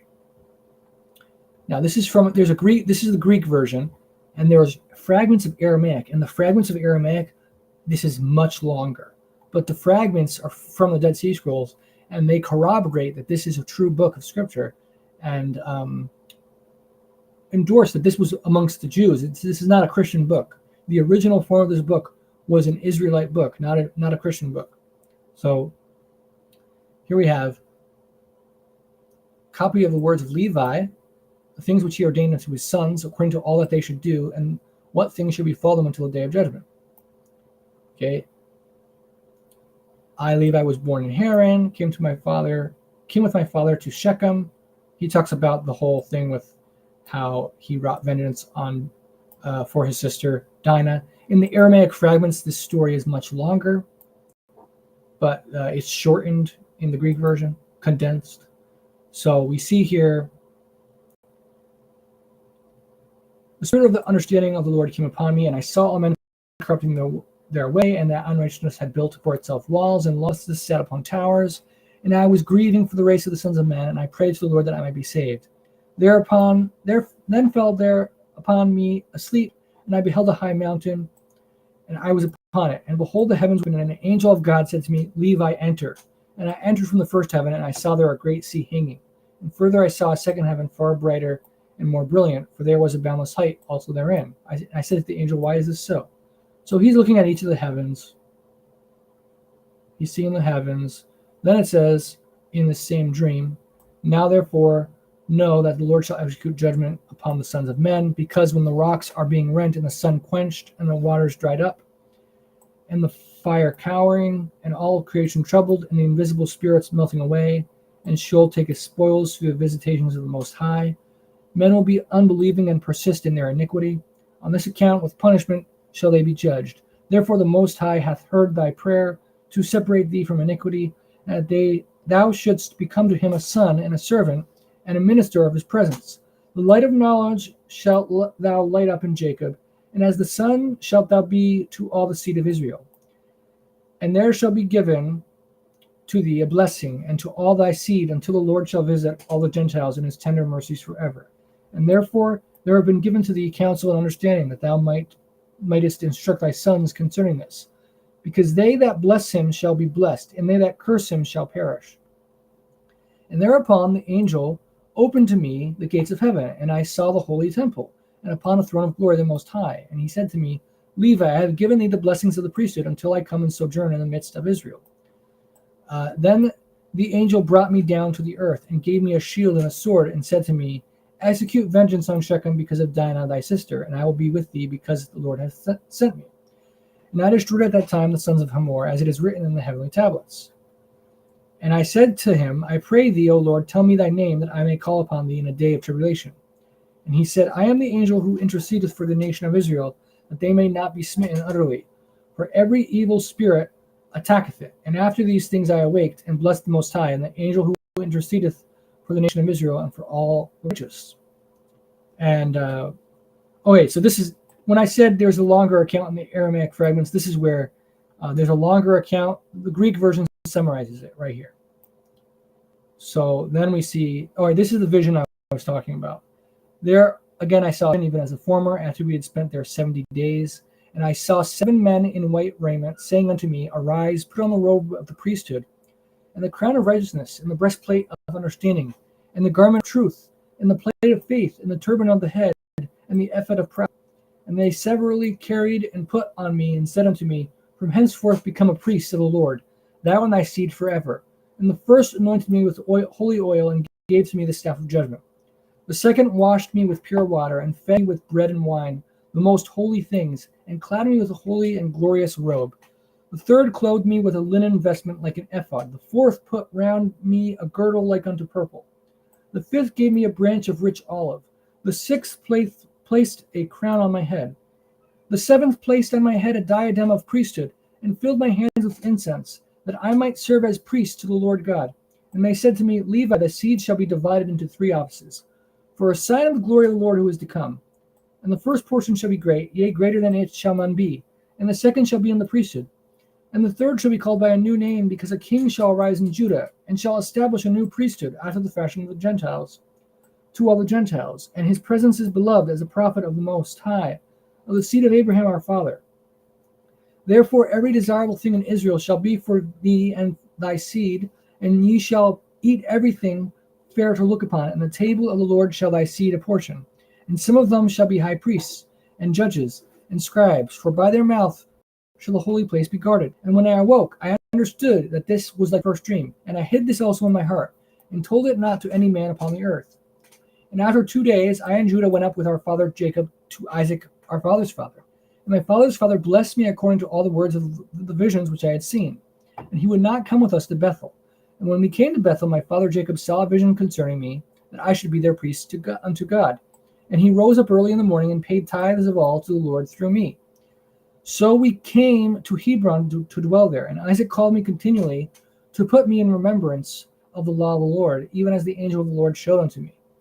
And he taught me the law of the priesthood, of sacrifices, whole burnt offerings, first fruits, freewill offerings, peace offerings. And each day he was instructing me, and was busied on my behalf before the Lord, and said to me, Beware of the spirit of fornication, for this shall continue, and shall by thy seed pollute the holy place. Take therefore to thyself a wife without blemish or pollution, while yet thou art young, and not of the race of strange nations. And before entering into the holy place, bathe. And when thou offerest the sacrifice, wash. And again when thou finish the sacrifice, wash. Of 12 trees having leaves, offer it to the Lord, as Abraham taught me also. And of every clean beast and bird offer a sacrifice to the Lord. And of all thy first fruits and of wine offer the first, as a sacrifice to the Lord God. And every sacrifice thou shalt salt with the salt. Now therefore, okay, so this might be a interpolation, which I'll talk about later. Then it says, this is a prophecy of the Messiah, but it's not in the, at least we have the Aramaic fragments, and we don't have the full text in Aramaic, but the Aramaic version does not have this passage. So either it was somewhere else or it was added by a scribe. We don't know necessarily for sure. I would argue that it was somewhere else in the book, but we don't have the clear evidence because we don't have the full book preserved. But so this passage is not corroborated by the fragments. But so then it continues, Therefore, when I took a wife, I was 28 years old, and her name was Milcah, and she conceived and bare a son, and I called his name Gershom. For we were sojourners in our land, and I saw concerning him that he would not be in the first rank. And Kohath was born in the 35th year of my life, towards sunrise. And I saw in a vision that he was standing on high in the midst of all the congregation. Therefore I call his name Kohath, which is beginning of majesty and instruction. And she bare me a third son, Merari, in the 40th year of my life. And since his mother bare him with difficulty, I called him Merari, that is my bitterness, because he also was like to die. And Jochebed was born in Egypt in my 64th year, for I was renowned then in the midst of my brethren. And it says, and Gershom took a wife, and she bare to him Lamni and Semai. So he does a little bit of that. It says, my 94th year, Abram took Jochebed my daughter to him to wife, for they were born in one day, he and my daughter. 8 years old was I when I went into the land of Canaan. In 18 years when I slew Shechem, in 19 years I became a priest. And at 28 years I took a wife, and at 48 I went to Egypt. And behold, my children, ye are a third generation. In my 118th year Joseph died. And now, my children, I command you, fear the Lord your God with your whole heart, and walk in simplicity according to all his law. And do ye also teach your children letters, that they may have understanding all their life, reading unceasingly the law of God. For everyone that knoweth the law of the Lord shall be honored, and shall not be a stranger whithersoever he goeth. Yea, many friends shall he gain more than his parents, and many men shall desire to serve him, and to hear the law from his mouth. Work righteousness, therefore, my children, upon the earth, that ye may have as a treasure in heaven. And sow good things in your souls, that ye may find them in your life. But if you sow evil things, you shall reap evil, trouble, and affliction. And it keeps going. And each of the 12 sons of Jacob prophesy of the last days. They prophesy of Levi, from Levi coming salvation. And Messiah from Mary. Mary seems to have some family from Levi in her family lineage. So that may be where the whole prophecy of salvation from Levi comes from. But here we see a prophecy of abandoning the priesthood. You will bring a curse upon our race because of the light of the law which was given for you to lighten every man. This ye desire to destroy by teaching commandments contrary to the ordinances of God. The offerings of the Lord ye shall rob, and from his portions shall ye steal choice portions, eating contemptuously with harlots. And there's just a whole bunch of prophecies about the priesthood being corrupted. Because of their wickedness of the priests, the temple will be destroyed. They shall be sent into exile, the Israelites.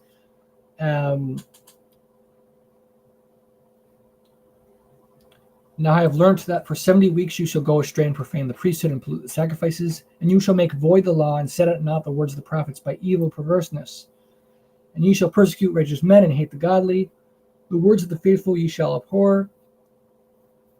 And a man who reneweth the law and the power of the Most High ye shall call a deceiver. And at last you shall rush to slay him, not knowing his dignity, taking innocent blood through wickedness upon your heads. So this is implied to be a prophecy of the Messiah.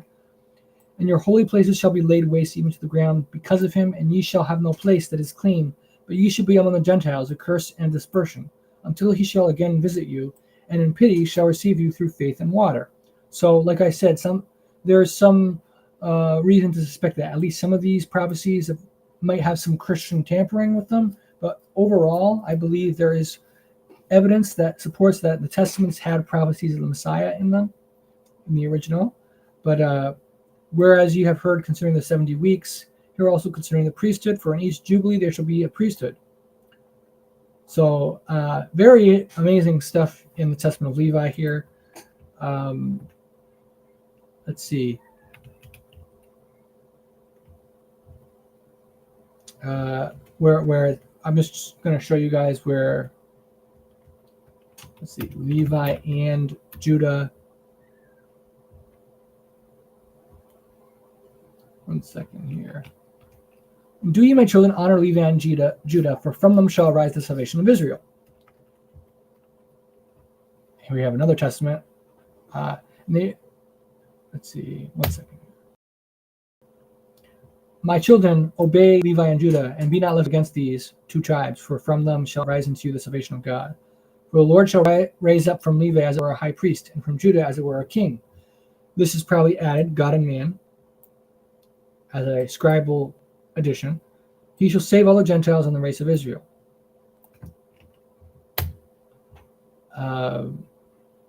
Levi and Judah were glorified by the Lord, even among the sons of Jacob. For the Lord gave them inheritance, and to Levi he gave the priesthood, and to Judah the kingdom. Do you therefore obey them, and walk in the singleness of your father? So we see this. It's all throughout the whole book. Do ye therefore also tell these things to your children, that they honor Judah and Levi, for from them shall the Lord raise up salvation to Israel. And there shall arise in the latter days one beloved of the Lord of the tribe of Judah and Levi, a doer of his good pleasure in his mouth, with new knowledge, enlightening the Gentiles. So interesting things in the Testament here. And so this information corroborates that the priesthood, the Levitical priesthood, originates from before Moses was even born. And so I want to show you guys where it says, where we read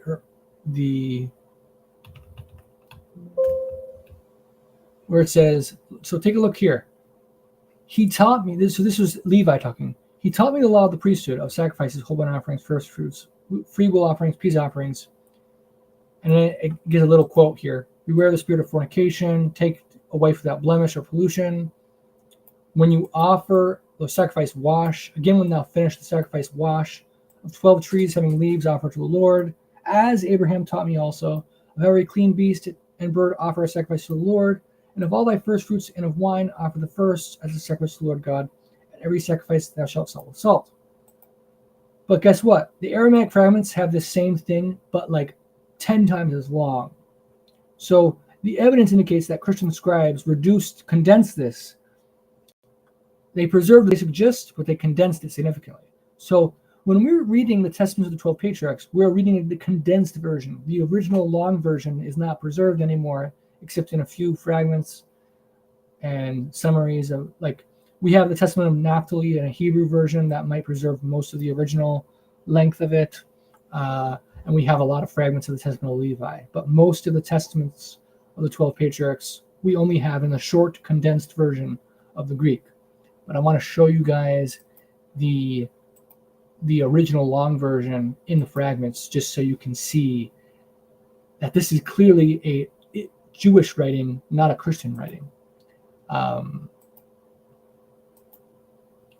So here we have the fragments. Let me see if I can zoom in for you guys. It might be very it's possible this is very blurry, so if it is, my apologies. So here we have peace and all the desirableness of the first fruits of the earth. This is still a prophecy. This is part of the prophecy of the vision he had in his sleep. So it says in line 7, and 2 weeks passed for me, and I awoke from my sleep. Then I said, the one vision is even as the other. I wondered that all the vision should be given to him. And I hid this also in my heart and revealed it to no man. And I went to my father Isaac, and he also in like manner me. Then when Jacob saw all that should happen to him according to his vow, I was first of the head, and to me of all his sons he had granted the offering to God, and clothed me with the garment of the priesthood, and filled my hands, and I became a priest to God. There's like a couple words missing. And then it says, and I offered all his offerings, and blessed my father in my life, and blessed all my brethren. Then they all blessed me, and father also blessed me, and I finished offering his offerings in Bethel. And we went from Bethel and lodged in the castle of Abraham our father with Isaac our father. And Isaac our father saw us all, and he blessed us and rejoiced. And when he knew that I was a priest of the Most High God, the Lord of heaven, he began to charge me and to teach me the rights of the priesthood, and said to me, Levi, take heed to thyself, my son, against all defilement and all sin. Thy rights are greater than those of all flesh. And now, my son, I will show thee the rule of the truth, and will not hide from thee any matter to inform thee in the rights of the priesthood. First take heed to thyself, son, against all lust and uncleanness, and against all fornication. And do thou take to thyself a wife of my family, and defile not thy seed with harlots. For thou art a holy seed, and holy is thy seed like the holy place. For a holy priest art thou called among all the seed of Abraham. Thou art nigh to him, and nigh to all his holy ones. Now be thou pure in thy flesh from every defilement of all men. And when thou risest up to enter the house of God, wash thyself with water, and then clothe thyself with the garment of the priesthood. And when thou art clothed, again wash thy hands and thy feet, before thou offer anything on the altar. And when thou takest to offer all that is fitting to offer on the altar, again wash thy hands and thy feet. And offer the split logs, and prove them first from worms, and then offer them. For thus I saw Abraham my father taking heed. Of all the 12 kinds of wood, he told me that those of them are fitting to burn on the altar, whose smoke goes up with a sweet savor. And these are their names, cedar and bay, and almond and fir, and pine and mountain ash, and cypress and fig and olive and laurel and myrtle and aspalathus. These are they which he told me it was right to offer under the sacrifice on the altar. And when of the wood of these are on the altar, and the fire begins to kindle them, then begin to sprinkle the blood on the sides of the altar, and again wash thy hands and thy feet from the blood, and begin to offer up the limbs salted. Offer the head first, and upon it spread the fat, and let there not be seen on the blood of the offering of the bull.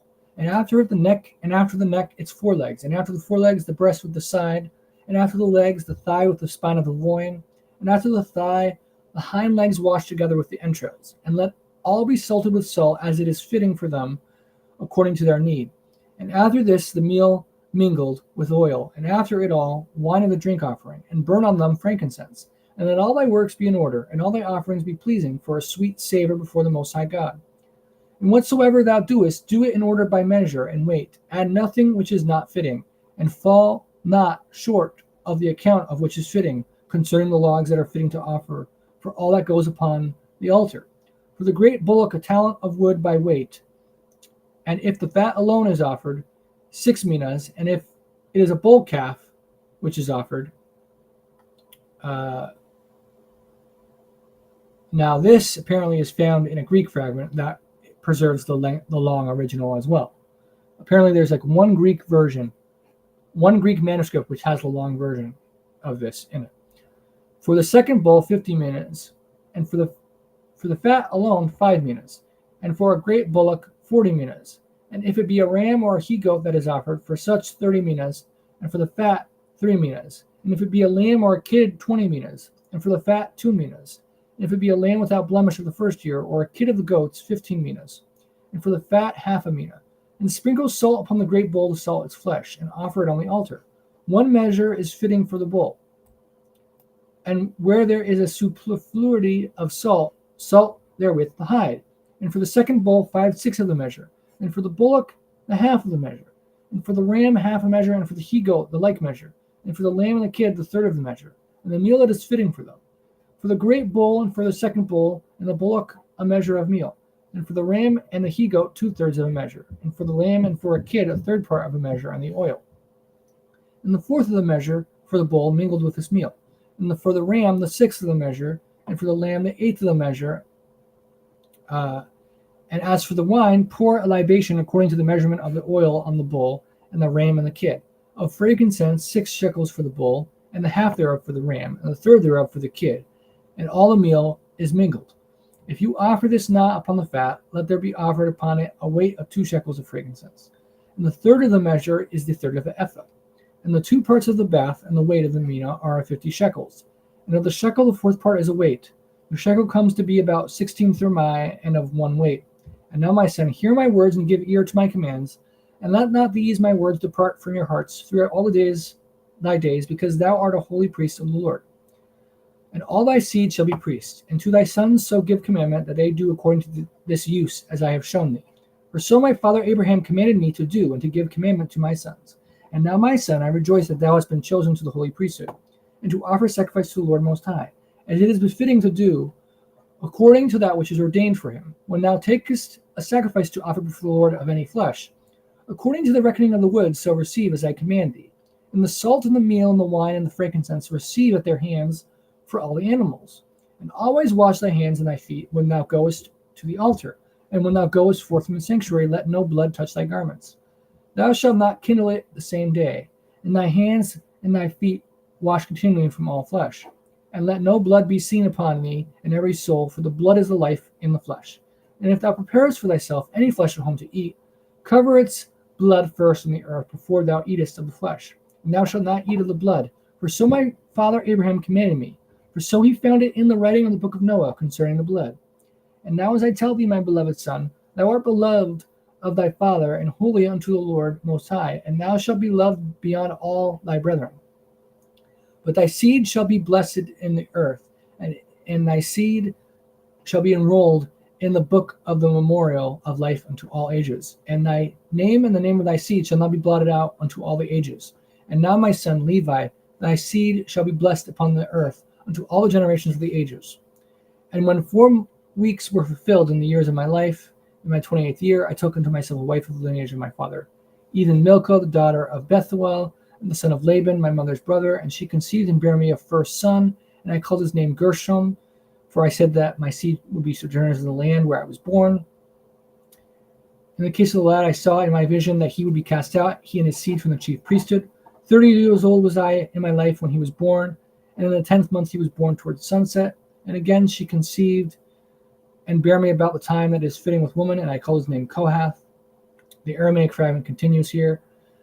I saw that to him would be the gathering of all. His would be the high priesthood of Israel. In the 34th year of my life was he born, in the first month, on the first day of the month at sunrise. And again I was with her, and she bare me a third son. And I called his name Merari, for it was bitter to me concerning him exceedingly. For as soon as he was born, he died. As he was born, he died, and it was very bitter to me concerning him, because he was like to die. And I besought and prayed for him, and it was all in bitterness. In the 40th year of my life, she bare in the 3rd month. And again I was with her, and she conceived and bare me a daughter, and I made her name Jochebed. I said, as she hath borne to me honor, she hath borne for me glory to Israel. In the 64th year of my life, she bare in the 1st day of the 7th month. After that, we entered Egypt. It keeps going. It's the same basic thing in the Greek version. It's just significantly longer. And I called the name of Amram when he was born Amram, for I said when he was born, this shall bring out the people from the land of Egypt. Therefore his name was called the Exalted People. On one day was born he and Jochebed my daughter. 18 years old was I when I went in the land of Canaan, and 19 years old when I slew Shechem and destroyed the workers of violence. And I was 19 years old when I became priest, and 28 years old when I took to me a wife, and 40 years old was I when we went into the land of Egypt. In 89 years I lived in Egypt, and all the days of my life were 137 years. And I saw my sons of the third generation before I died. And in the 118th year of my life, that is the year in which Joseph my brother died, I called my sons and their sons, and began to charge them with all that was in my heart. So then he goes on and starts talking to them about righteousness. But yeah, so as we can see here, the original version was significantly longer than the Greek version that we have. So that huge lengthy thing about the priesthood, let's just look back once more just to see what it says. Here it says, sorry, one second here. It says, you taught me the law of the priesthood of sacrifices, whole burnt offerings, first fruits, freewill offerings, peace offerings. That whole lengthy thing, the scribe of the Greek version condensed to a single sentence. And then it says, before entering into the holy place, bathe, and when thou offerest the sacrifice, wash. And again, when thou finish the sacrifice, wash. Of 12 trees having leaves, offer to the Lord, as Abraham taught me also. And of every clean beast and bird, offer a sacrifice to the Lord. So you see how the scribe took that huge, lengthy law that was given of the priesthood and reduced it to a very short little thing. But this is still faithful to the spirit of the original text. It's just significantly shortened. But this shows us that the Levitical priesthood and the laws of sacrifice, many of the laws of the priesthood, originate from before Moses. It says these laws of the priesthood were being observed by Abraham, and Abraham taught his son Isaac, Isaac taught his son Jacob, and now Levi was being taught the same laws of the priesthood. So this is not like Justin tries to say that where the laws of the priesthood came into existence because they sinned with the golden calf. It's very clear that a good chunk of these laws of the priesthood were already in existence, and the Levitical priesthood was already instituted according to Jubilees and the Testaments of the 12 patriarchs. But now some might say, well, the Levitical priesthood, maybe they came before Moses, but it ends with Christ. Well, according to Scripture, we will see that it doesn't end with Christ. So we have here, it says, so this is Jeremiah 33, and we also have Malachi 3. So when we look at what it says, behold, the days are coming, says Yahweh, that I will perform that good thing which I have promised to the house of Israel and to the house of Judah. In those days at that time, I will cause to grow up to David a branch of righteousness, and he shall execute judgment and righteousness in the earth. In those days, Judah will be saved, and Jerusalem will dwell safely. And this is the name by which she will be called, the Lord our righteousness. For thus says Yahweh, David shall never lack a man to sit on the throne of the house of Israel. Nor shall the priests, the Levites, lack a man to offer burnt offerings before me, to kindle grain offerings, and to sacrifice continually. And the word of the Lord came to Jeremiah, saying, thus says the Lord, if you can break my covenant with the day and my covenant with the night, so that there will not be day and night in their season, then my covenant may also be broken with David my servant, so that he shall not have a son to reign on his throne, and with the Levites, the priests, my ministers. As the host of heaven cannot be numbered, nor the sand of the sea measured, so I will multiply the descendants of David my servant and the Levites who minister to me. This is very clear. It says right here, thus says the Lord, if my covenant is not with day and night, and if I have not appointed the ordinances of heaven and earth, then I will cast away the descendants of Jacob and David my servant, so that I will not take of his descendants to be rulers over the descendants of Abraham, Isaac, and Jacob. For I will cause their captives to return, and will have mercy on them. So here God is promising that his covenant with Levi and covenant with David will not be forsaken. The covenant with Levi will remain forever. Now, interestingly, this whole passage is removed in the Septuagint version. So it almost gives a picture of the Septuagint scribe didn't like this, thought it was wrong, and removed it. And you could see what Christian scribe feeling that this goes against the Messiah, saying that Levi will continue, the priests of the Levitical priesthood will continue. So they could have removed it for that reason. But then we have Malachi, who it says, "Behold, I send my messenger, and he will prepare the way before me. And the Lord, whom you seek, will suddenly come to his temple, even the messenger of the covenant, in whom you delight. Behold, he is coming, says Yahweh of hosts. But who can endure the day of his coming? And who can stand when he appears? For he is like a refiner's fire, and like launderer's soap. He will sit as a refiner and a purifier of silver. He will purify the sons of Levi, and purge them as gold and silver, that they may offer to Yahweh an offering in righteousness. Then the offering of Judah and Jerusalem will be pleasant to Yahweh, as in the days of old, as in former years. And I will come near you for judgment. I will be a swift witness against sorcerers and against adulterers, against perjurers, against those who exploit wage earners and widows and orphans, and against those who turn away an alien, because they do not fear me, says Yahweh of hosts. For I am Yahweh, I do not change. Therefore you are not consumed, O sons of Jacob, yet from the days of your fathers you have gone away from my ordinances and have not kept. Return to me, and I will return to you, says Yahweh of hosts. But you said, in what way shall we return? Will a man rob God? Yet you have robbed me. But you say, in what way have we robbed you? In tithes and offerings. You are cursed with a curse, for you have robbed me, this whole nation. Bring all the tithes into the storehouse, that there may be food in my house. And try me now in this, says Yahweh of hosts. If I will not open for you the windows of heaven and pour out for you blessing, that there is not enough, and I will rebuke the devourer for your stakes, so that he will not destroy the fruit of your ground, nor should the vine fail to bear fruit for you in the field, says Yahweh of hosts. And all nations will call you blessed, for you will be a delightful land, says Yahweh of hosts. So here we clearly see the Levitical priesthood. When the Messiah comes, the Levitical priesthood will be purified, that they may offer as in the days of old. And how do they do that? With sacrifices, Levitical priesthood.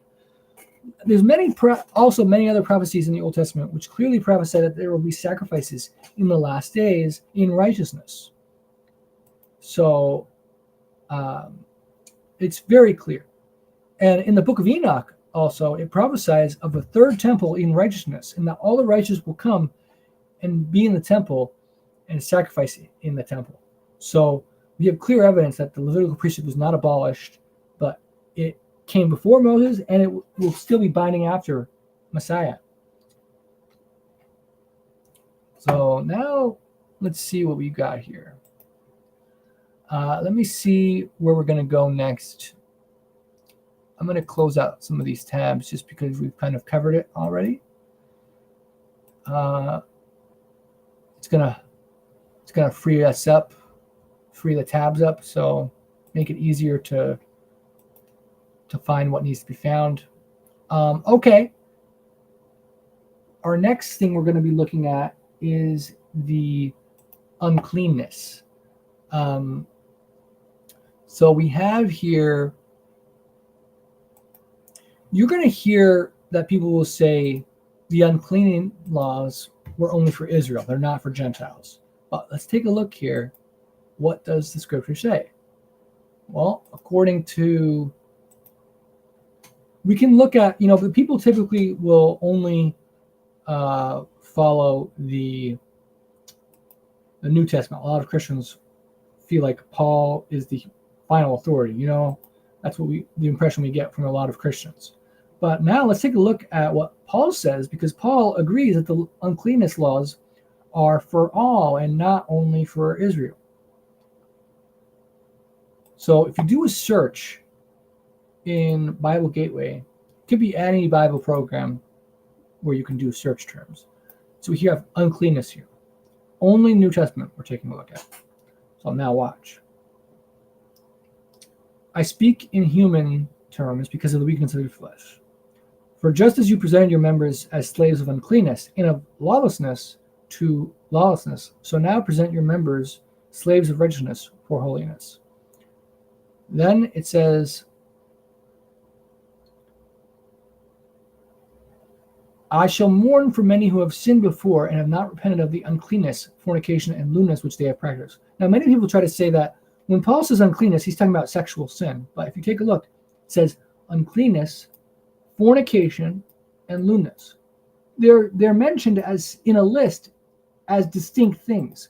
So uncleanness is not fornication. Uncleanness is not lewdness. Because if it was, there'd be no point to mention it. So very clearly, uncleanness is something separate and distinct from fornication and lewdness. And then now look, the works of the flesh. Galatians, Ephesians, a bunch of them. So let's take a look at all of these. Our first one we're going to take a look at is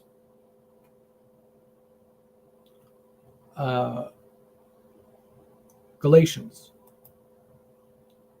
So we take a look. Oh, sorry, my bad. One sec. All right. So now the works of the flesh are evident, which are adultery, fornication, uncleanness, lewdness, idolatry, sorcery, hatred, contentions, jealousies, outbursts of wrath, selfish ambitions, dissensions, heresies, envy, murders, drunkenness, revelries, and the like. Now we take a look here. Fornication is, they say, also known as sexual immorality. Adultery, some manuscripts remove adultery. Okay, so whether this is removed or not isn't really changing anything. So we have sexual sin right here, then uncleanness. So uncleanness is not fornication. And then we have lewdness, once again, as something separate. Idolatry, something separate. Sorcery, hatred. These are all separate sins. So uncleanness is not the same as lewdness, and it's not the same as fornication. All right, now go to the next list. Ephesians, or this isn't a list, it looks like, have given themselves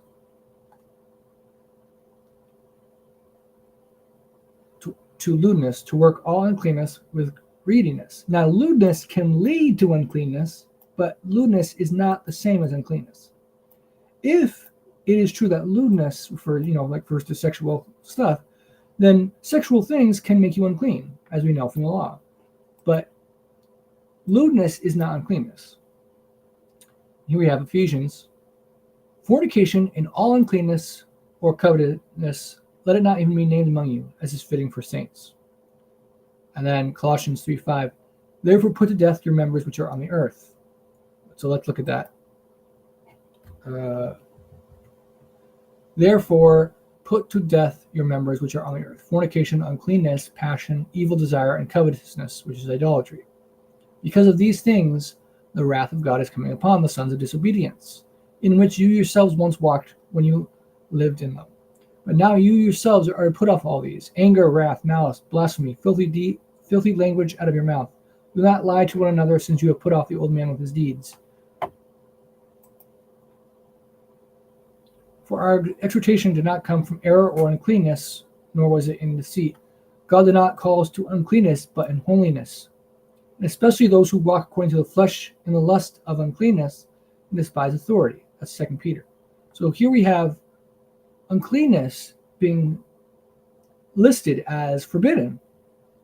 So the question is, Paul is saying avoid uncleanness, abstain from uncleanness, purify yourself from uncleanness. And what does he mean by this? Well, what does Scripture mean by unclean? When we look at what Scripture means by unclean, we see what it means. It's clear in the law of Moses.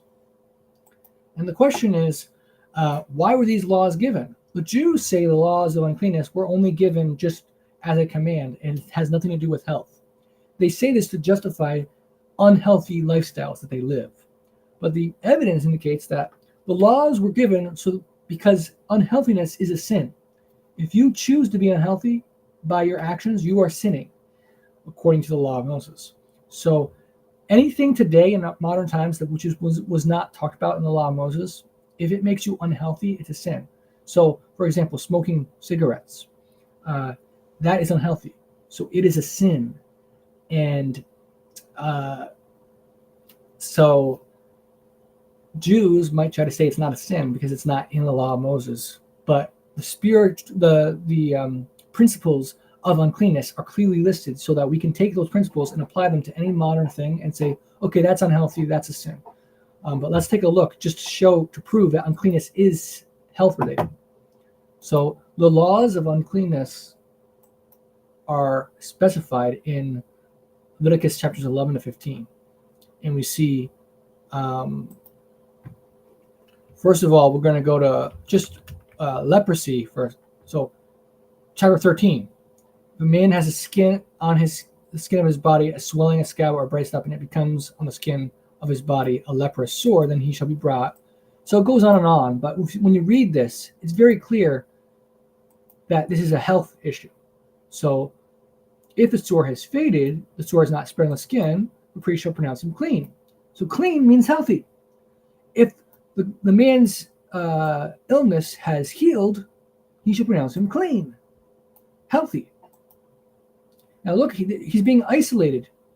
This is a common practice called quarantine, and I'm sure you guys are familiar with quarantine due to a certain something that happened a few years ago. But here we see quarantine to try to get the person to heal and so that they don't spread their disease to other people, because some diseases are contagious. So the skin disease, they were trying to determine if it's contagious or not. The priest shall isolate the one who has the sore for 7 days. This is clearly health related. This is not spiritual. Oh, we're going to separate him for 7 days because this is symbolic of the 7 days of creation or something stupid like that. No, it's clearly about health. He's being separated so disease doesn't spread. And if his illness has healed, he's pronounced clean. However, if the priest sees that the scab has indeed spread on the skin, the priest shall pronounce him unclean, unhealthy. It is leprosy. When the leprous sore is on a person, then he shall be brought to the priest. And the priest shall examine, and indeed the swelling on the skin is white and has turned the hair white. It is an old leprosy on the skin of his body. The priest shall pronounce him unclean and shall not isolate him, for he is unclean. If leprosy breaks out all over the skin and the leprosy covers all the skin of the sore from his head to his foot, wherever the priest looks, then the priest shall consider, and indeed, if leprosy has covered all his body, he shall pronounce clean who has the sore. It has all turned white. He is clean or healthy, because it's like a scar, so it's healed. But when raw flesh appears on him, he shall be unclean. And the priest shall examine the raw flesh and pronounce him to be unclean. The raw flesh is unclean. It is leprosy. So we see clean is healthy, unclean is unhealthy. Isolating for 7 days, clean, unclean, keeps going back. The scar from the burn. So it just goes in great detail. This is clearly health related. It would be stupid to go into this great detail if it's not. For those who are not convinced, just read this. Chapter 13 of Leviticus. It's so clearly about skin health diseases. There's no possible way to explain it otherwise. And then it talks about the leper on whom the sore is, his clothes shall be torn and his head bare. He shall cover his mustache and cry, unclean, unclean. He shall be unclean. All the days he is sore, he shall be unclean. He is unclean, and he shall dwell alone. His dwelling shall be outside the camp. Now, remember when the Messiah healed the lepers? He told them to go to the priest and offer a sacrifice as commanded in the law of Moses. If the Messiah came to free us from the law, why is he telling them to bring sacrifices to the priesthood? Then it talks about if there's leprous stuff in garments. So this might refer to mold or things of that nature. Mold, fungus, or similar infestation in your clothes. You may have to destroy the clothes. Right here it says, he shall therefore burn that garment in which is the plague, whether warp or woof, in wool or in linen or anything of leather, for it is an active leprosy, it shall be burned in the fire. Now leprosy is probably a bad translation, but the basic point is that it is some type of disease that is able to spread and cause unhealthiness. Therefore, the clothes are to be burned. If it has not spread, the priest shall command that they wash the thing that is has the plague, and the garment shall be isolated for 7 days. So they're trying to make sure that this thing doesn't spread and cause unhealthiness. And then it says the ritual for cleansing healed lepers. This should be the law of the leper for the day of his cleansing. So he has to go to the priest. The priest double checks to make sure he's healed of it. And if he is, then he is considered clean. It says, he who is to be cleansed shall wash his clothes. So in other words, he's washing himself, cleaning himself, shave off all his hair. He's cutting off hair that could be contaminated from unhealthiness. Wash himself in water. That's clearly health related. Bathing.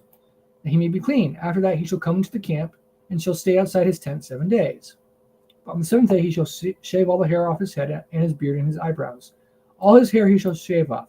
He shall wash his clothes and wash his body in water, and he shall be clean. It also talks about mold in houses, how to purify a house with unhealthy mold in it. So this is the law for any leper sore and scale, for the leprosy of a garment and of a house, for a swelling and a scab and a bright spot, to teach when it is unclean and when it is clean. This is the law of leprosy. The law concerning bodily discharges. So male and female discharges. For both of these, for male and female, it talks about how if a man has a discharge, it's unclean until evening. Anything he touches, or if he sleeps with someone, anything his emission interacts with becomes unclean until the evening. And you have to wash. It says, whoever touches his bed shall wash his clothes and bathe in water and be unclean until evening. He who sits on anything on which he who has the discharge sat shall wash his clothes and bathe in water and be unclean until evening. All right, now this is actually, I think this is the this discharge is the a disease, a lengthy disease. But here is when a man has an emission, a normal emission. He shall wash all his body in water and be unclean until evening. Any garment and any leather on which there is, it shall be washed with water and be unclean until evening. Also, where a woman lies with a man, and there is an emission, they shall bathe in water and be unclean until evening. Okay, so first we have the lengthy disease of a man, some type of sexual disease. Then we have the normal emission of a man who's not diseased. Then we have a woman who has her normal period, and then a woman who has a abnormal disease that causes her to bleed all the time. Just like in the gospel where the woman was bleeding for 13 something years. That was abnormal. But I think it was 13, I can't remember. But so we have the normal uncleanness, that's not a disease, and then we have the uncleanness from people's diseases. But it's clear that these things are unhealthy. A woman's period purges her body of toxins every month. And a man, his body cleans itself, purges itself of uncleanness if, for example, if he hasn't had any activity for a long time, he'll have a nocturnal dream which will cause the old semen to be released and to basically clean his body. And it's comparable to what the woman has on a regular basis. And we know from science that there's such a thing as STDs. And how are STDs spread? By a man's semen. So STDs are very much a dangerous thing and can spread very diseases. So it's very clear that the law is talking about unhealthiness when it says that if a man has an emission and he's sleeping with a woman, it's going to make them both unclean, and they need to wash to purify them from the uncleanness. If they don't wash, they're going to be defiled from their sexual activity. So you wonder how many people who got STDs wouldn't have got STDs if they had followed the law to purify themselves from the germs and disease that they got from having sex. It's very clear that we're commanded to wash ourselves so that we don't become defiled, so that we don't remain unclean. But if you don't wash yourself, then you become contaminated. And we see that in science, the STDs, it makes you contaminated because of sexual emissions. So the law clearly is talking about health issues. So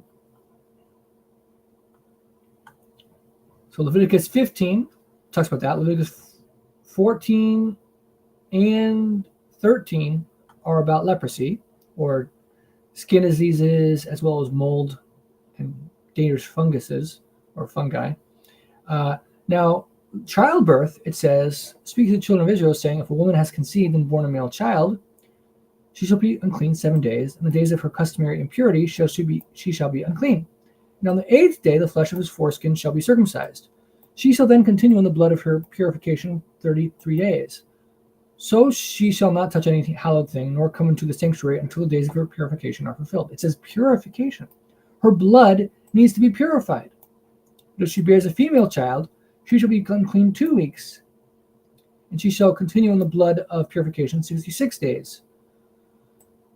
And it says, and she shall be clean from the flow of her blood. Now we know, again from science, that during those 40 and 80 days, a woman is weaker in her health. And the child is also vulnerable to disease during that time. Their immune system is much weaker. So they are to be isolated for 40 or 80 days to protect their bodies because they're in a lower state of healthiness, a lower state of immune system. So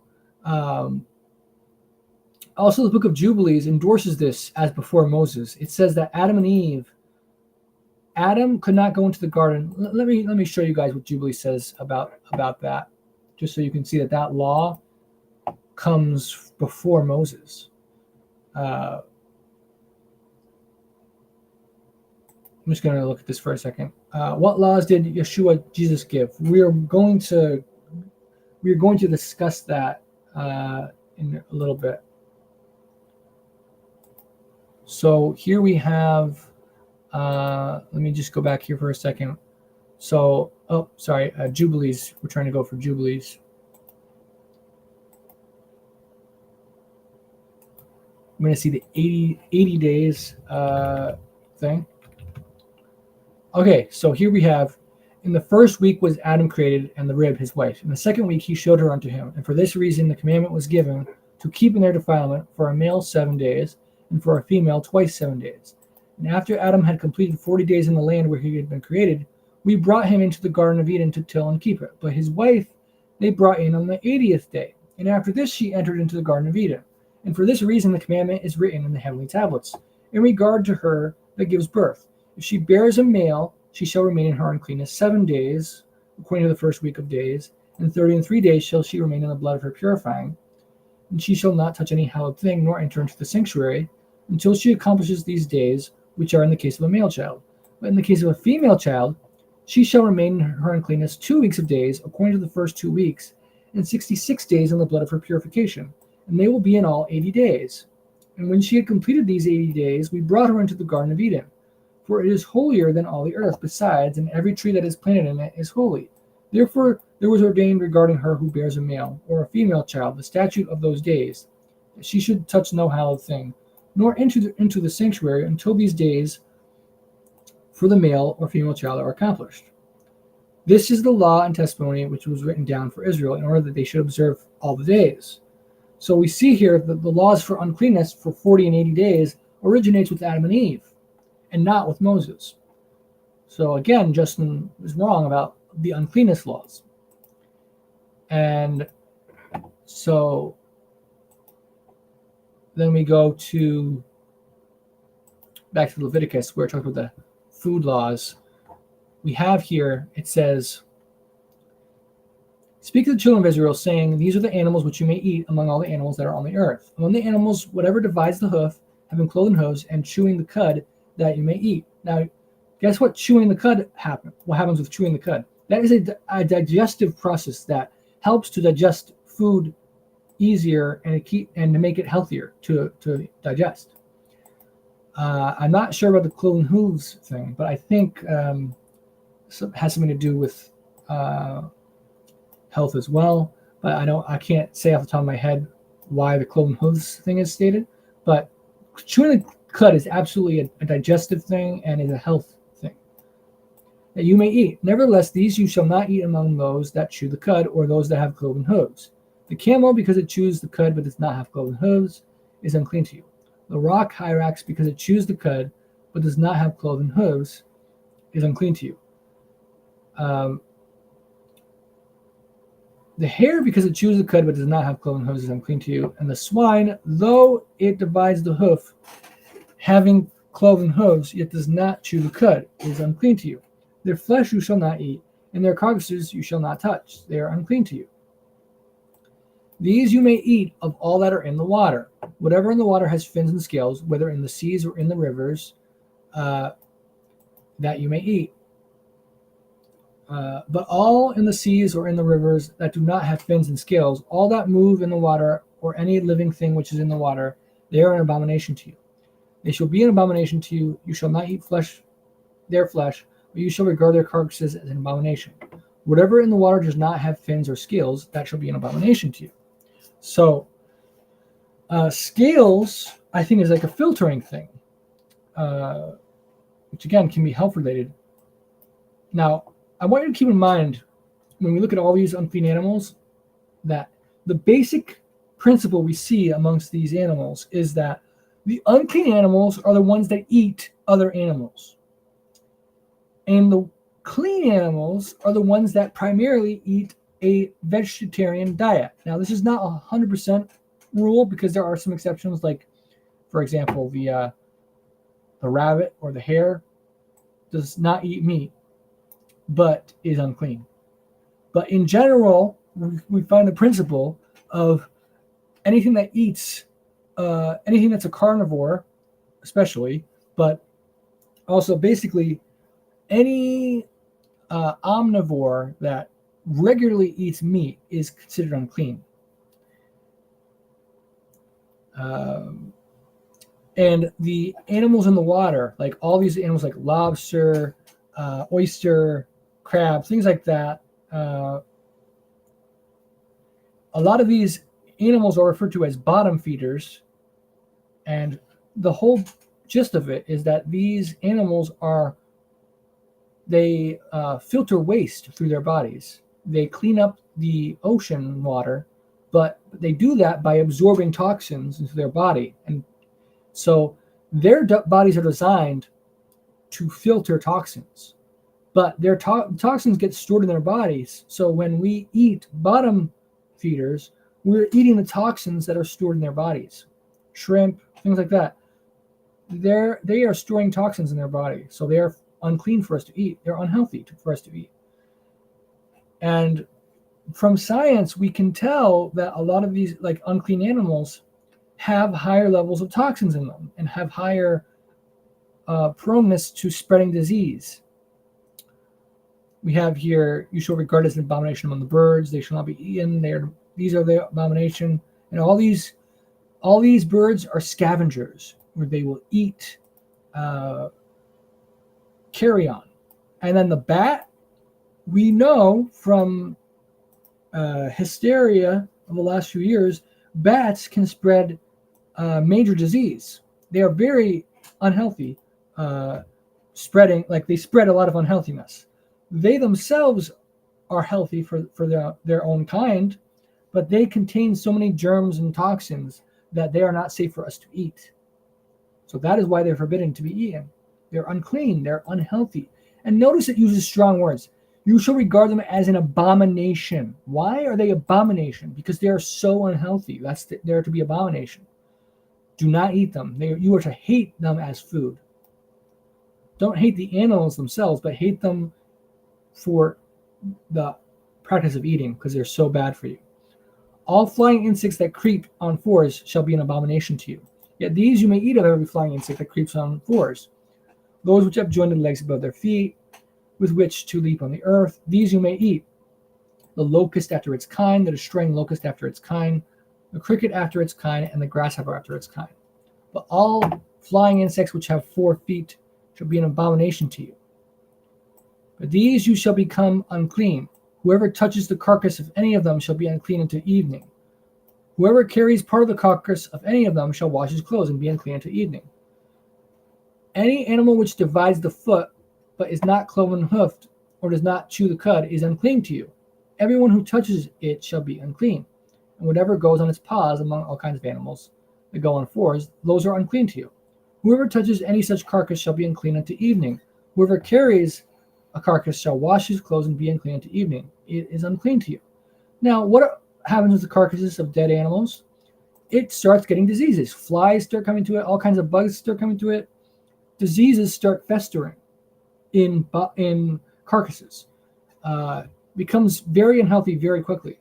So this whole point is that if you touch it, it makes you unhealthy. So you need to wash so that you don't absorb the uncleanness into your body. If you wash before sunset, you are purging the uncleanness from your body so that you don't get sick from it. But if you don't do that, then the uncleanness gets absorbed into you and it defiles you. So it's not a sin to be temporarily unclean, according to Scripture. But when you become temporarily unclean, you have to wash. Otherwise, you become permanently unclean. It defiles you. It causes you to become unhealthy. These also shall be unclean to you among the creeping things that creep on the earth: the mole, the mouse, and the large lizard after its kind, the gecko, the monitor lizard, the sand reptile, the sand lizard, and the chameleon. These are unclean to you among all that creep. Whoever touches them when they are dead shall be unclean until evening. Anything on which any of them falls when they are dead shall be unclean, whether it is any item of wood or clothing or skin or sack, whatever item is in which any work is done, it must be put in water, and it shall be unclean until evening. Then it shall be clean. Any earthen vessel into which any of them falls you shall break, and whatever is in it shall be unclean. In such a vessel any edible food upon which water falls becomes unclean, and any drink that may be drunk from it becomes unclean. And everything on which anything of a carcass falls shall be unclean. It is whether it is in an oven or a cooking stove, it shall be broken down. They are unclean, and it shall be unclean to you. Nevertheless, a spring or a cistern in which is plenty of water shall be clean, but whatever touches any such carcass becomes unclean. And if a part of a carcass falls on any planting seed which is to be sown, it is clean. But if water is put on the seed, and if part of a carcass falls on it, it is unclean to you. So all of this is clearly health related. So like with the whole thing with like organic farming, where like you put pesticides on something, well, the seed absorbs the pesticides and it causes the plant to be harmed. But notice it says, if you plant a seed and there's no water with the seed, then it doesn't absorb the uncleanness. It's safe to eat. It's clean still. But once water is put on the seed, and if there's a carcass that falls on it, the water gets absorbed into the seed, and the uncleanness from the carcass gets into the water. So when the water is being absorbed into the seed is absorbing the unclean things that went into the water. So this is very clear that the water, being unhealthy, gets absorbed into the seed, but if there's no water, the seed can't absorb the unhealthiness. So it's safe still. It's still clean. Still healthy. And we see these principles in farming, modern farming. And you have to destroy these cooking implements. If they're an oven or a cooking stove, it needs to be destroyed because it's so defiled. All these things clearly indicate a health perspective. If any animal which you may eat dies, he who touches its carcass shall be unclean until evening. He who eats of its carcass shall wash his clothes and be unclean until evening. He also who carries its carcass shall wash his clothes and be unclean until evening. So even the animals that you can eat, if you touch them when they have died, you are unclean until evening. So this makes it even clearer it's health related, because why would clean animals make you unclean by touching their dead bodies? It's because they're unhealthy. their bodies still get diseases when they have a carcass. So you have to purify yourself from the uncleanness. Every creeping thing that creeps on the earth shall be an abomination. It shall not be eaten. Whatever crawls on its belly, whatever goes on all fours, or whatever has many feet among all creeping things that creep on the earth, these you shall not eat, for they are an abomination. You shall not make yourselves abominable with any creeping thing that creeps, nor shall you make yourselves unclean with them, lest you be defiled by them. For I am Yahweh your God. You shall therefore consecrate yourselves, and you shall be holy, for I am holy. Neither shall you defile yourselves with any creeping thing that creeps on the earth. For I am Yahweh, who brings you out of the land of Egypt to be your God. You shall therefore be holy, for I am holy. This is the law of the animals and the birds, and every living creature that moves in the waters, and every creature that creeps on the earth, to distinguish between the unclean and the clean, and between the animal that may be eaten and the animal that may not be eaten. So Noah was commanded to bring 7 pairs of clean animals onto the ark and only 2 pairs of unclean animals. So Noah was already distinguishing the laws of clean and unclean animals. So once again, this is clearly the law of uncleanness is before the time of Moses with Noah. But then you have Revelation, which has this to say. It says, in the last days,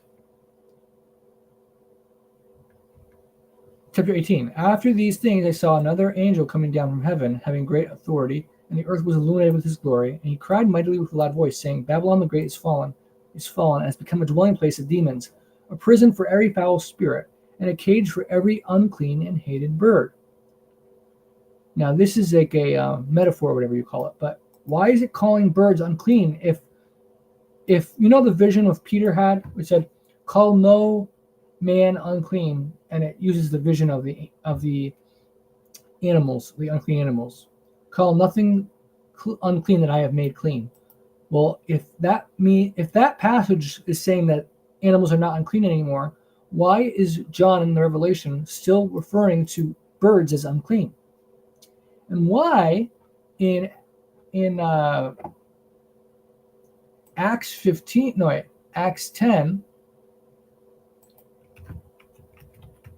10, we see that Peter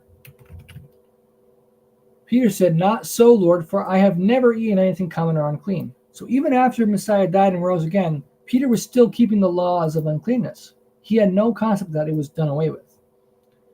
A lot of people will cite this passage as evidence that the unclean laws are no more to be followed, because it says, what God has cleansed you must not call common.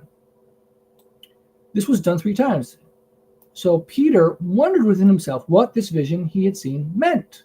He wasn't sure what this vision meant, because he knew that it didn't mean what it was literally saying, because if it did, then he wouldn't be wondering what it meant. So he knew it wasn't saying you can eat all animals now. Rather, it was saying, what does this dream actually mean? This is really confusing. Because unclean animals are still wrong to eat. So why is he saying that don't call unclean animals unclean? Why is he saying that? Then it says, while Peter thought about the vision, the Spirit said to him, behold, 3 men are seeking you. Arise, therefore, go down and go with them, and doubting nothing, for I have sent them. Well, for what reason you have come?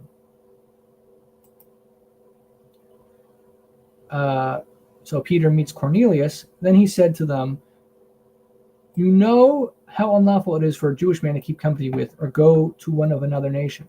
But God has shown me that I should not call any man common or unclean. Therefore I came without objection as soon as I was sent for. So he realizes, all of a sudden he realizes what the dream means. It means don't call any man unclean. So it doesn't mean that animals are clean now.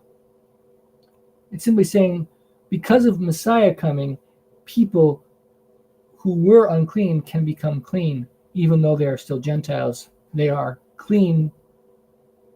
As long as they have repented from their sins, they are clean, regardless of their heritage, their nationality. It doesn't matter. As long as they purify their actions, they are now clean. They are not unclean anymore. And the whole idea of Gentiles being unclean animals, we can see that from Enoch, where Enoch depicts the various nations as animals, and all the Gentiles in Enoch's vision are unclean animals, but Israel is clean animals. So let's see. Also, Isaiah 66 prophesies of all those who eat swine in the last days will be destroyed. Let me just take a look at what we got here.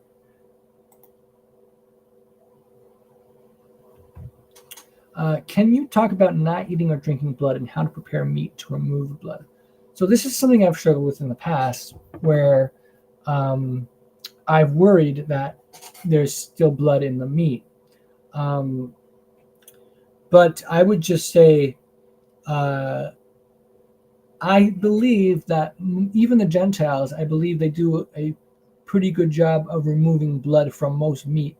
The meat that you might want to do more research on about possibly abstaining from is like ground beef, things like that. Now, I'm not going to lie here. I will have ground beef. There was a time for many years where I was not having ground beef because of this issue. I was worried about this, as well as it says we're not to eat the fat. That's one that gets me, is we're not supposed to eat the fat of cows. So how do you get the fat out? Because there's fat in the meat. But from what research I have done, is the fat that we're not supposed to eat is like the huge chunks. We're not supposed to eat those huge chunks. And for blood, my understanding is that if you get it like a whole thing, you're gonna definitely be safe. Like a steak, like if it's still attached to the bone, then from what I understand, the blood is not there anymore. What you have to worry about is like I said, like for ground beef, from what I understand, sometimes they can mix a whole bunch of weird stuff in, like they just grind it all in, and sometimes weird parts of the animal could actually be in the ground beef. So that's what I would do research on, but I wouldn't be so worried about eating or drinking blood in normal food products, because I could tell you that at least in our society, the U.S., my society anyway, from what I understand, normal people don't want to eat blood or drink blood. They would be grossed out by it. So in general, the default position is to not have blood in it. I think the issue of not eating or drinking blood is more is a greater issue in societies like Africa that aren't as advanced, and they're more likely to eat food that hasn't been prepared properly. But if you are worried about it, there is the Jews do they do their kosher thing, and they have a certification process, and I feel like they are so thorough. I think they go the extra mile to make sure there's no blood in it. So if you're worried about the meat you eat having blood in it, I would look for the kosher certification. That's the safest way to do it. I think the Muslims might do something similar with halal. So you can also possibly have some halal certification food as well.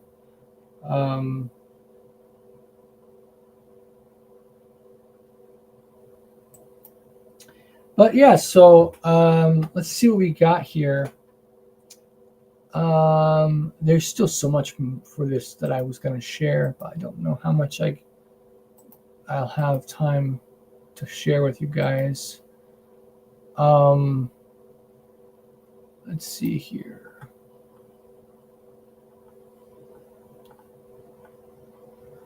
Let me just see what else I can share before we end this.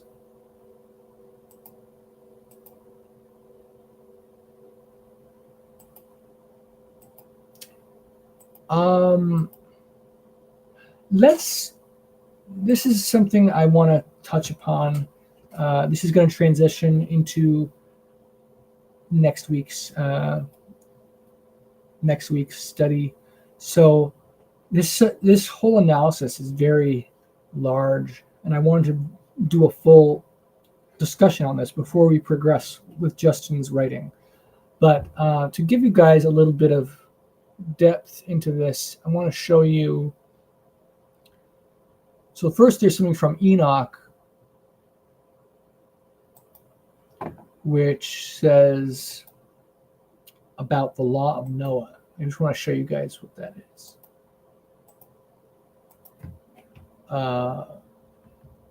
So what is the law of Noah? The rabbis say there's only 7 laws of Noah, but according to Jubilees, there are more than 7 laws of Noah. So let's take a look here. Okay, so we got here, Enoch began to recount from the books and said, I was born the 7th in the 1st week, while judgment and righteousness still endured. After me there shall arise in the 2nd week great wickedness, and deceit shall have sprung up. In it there should be the first end.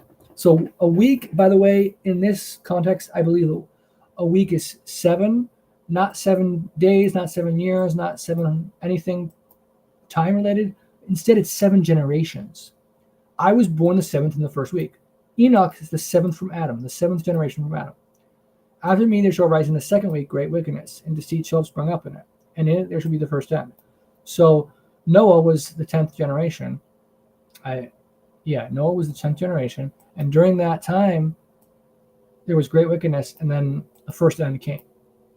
And in the 2nd week a man shall be saved, that's Noah, and after it is ended, unrighteousness shall grow up, and a law shall be made for sinners. So at the end of the 2nd week, a law will be made for sinners.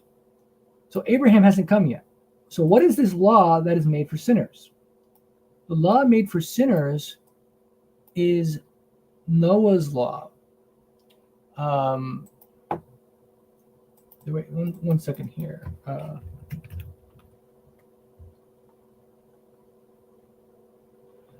But interestingly, Paul says in 1 Timothy 1:9, the law is not made for a righteous person, but for the lawless and insubordinate, for the godly and for sinners, for the unholy and profane. Let me just show you that passage, 1 Timothy 1:9, or 1 Timothy chapter 1. So it seems to actually go with what Enoch says about the law being given for sinners. We know that the law is good if one uses it lawfully, knowing this, that the law is not made for a righteous person, but for the lawless and insubordinate, for the ungodly and for sinners, for the unholy and profane, for murderers of fathers, murderers of mothers, for manslayers, for fornicators, for sodomites, for kidnappers, for liars, for perjurers, and if there is any other thing that is contrary to sound doctrine, according to the glorious gospel of the blessed God, which is committed to my trust. Okay, so the law made for sinners. So now we go back to Enoch. So what is the law made for sinners? That's the law of Noah, according to Enoch. Because watch, a law shall be made for the sinners. And after that, in the 3rd week at its close, a man shall be elected as the plan of righteous judgment. So the 21st generation is Abraham. So at the end of the 3rd 7 times 3 is 21. So Abraham is number 21. At the end of the 3rd 7, so at the 21, a man shall be elected as the plan of righteous judgment, and his posterity shall become the plan of righteousness forevermore. And after that, in the 4th week, at its close, visions of the holy and righteous shall be seen, and a law for all generations, and an enclosure shall be made for them. So what's this law? It's the law of Moses, and it's for all generations. Very interesting. Enoch confirms the law of Moses is for all generations. It's not only for all generations until Messiah comes, but it's for all generations.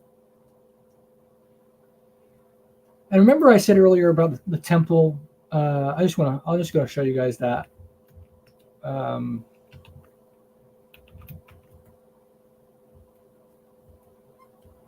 says, and I saw that a white bull was born with large horns, and all the beasts of the field and all the birds of the air feared him and made petition to him all the time. And I saw till all their generations were transformed, and they all became white bulls. And the first among them became a lamb, and that lamb became a great animal, and had great black horns on its head. And the Lord of the sheep rejoiced over it and over all the oxen. And right before this, the coming of Enoch and Elijah occurs as the two witnesses. It says, I stood up to see till they folded up that old house and carried off all the pillars. So that's the second temple being destroyed. All the beams and ornaments of the house were at the same time folded up with it, and they carried it off and laid it in a place in the south of the land. And I saw until the Lord of the sheep brought a new house, greater and loftier than the first, and set it up. Now remember, the second temple was inferior to the first, but now it's saying he brought a new house, greater and loftier than the first, and set it up in the place of the first, which had been folded up. All its pillars were new, and its ornaments were new and larger than those of the first. The old one which he had taken away, and all the sheep were within it. And I saw all the sheep which had been left, and all the beasts on the earth, and all the birds of the heaven falling down and doing homage to those sheep, and making petition to and obeying them and everything. And thereafter those three who were clothed in white had seized me by my hand, who had taken me up before, and the hand of that ram also seizing hold of me. They took me up and set me down in the midst of those sheep before the judgment took place.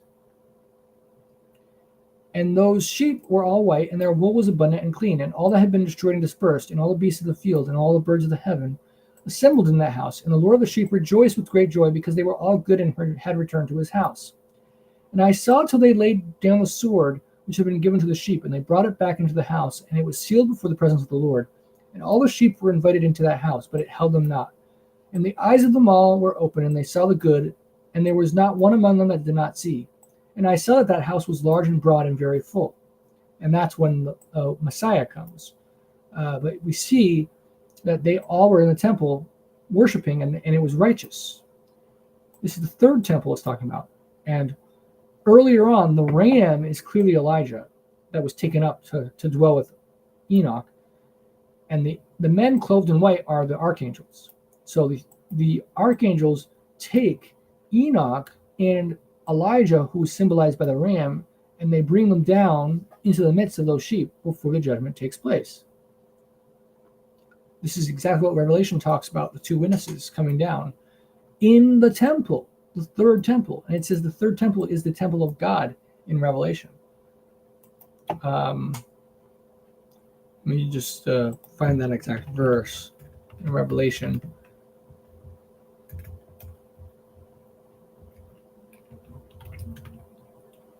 It says in chapter 11 of Revelation, one second.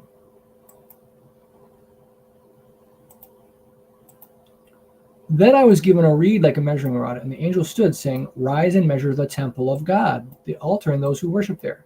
But leave out the court which is outside the temple, and do not measure it, for it has been given to the Gentiles, and they will tread the holy city underfoot 42 months.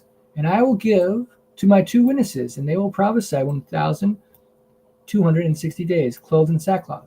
So there's overwhelming evidence in Scripture, among many books of Scripture, that Enoch and Elijah are the two witnesses. Book of Enoch explicitly, well, not explicitly, but the prophecy of the dream clearly says that Enoch and Elijah are the two witnesses. And this is clearly a righteous temple. It calls it the temple of God. If it was a temple that God did not approve of, it would not be God's temple. It would be Satan's temple or man's temple. But it's the temple of God, which indicates that God endorses it as his holy temple. So the third temple will be holy and not sinful, like many people say. But let's see now. All right, then we're going to go to Book of Gad. Let's see here.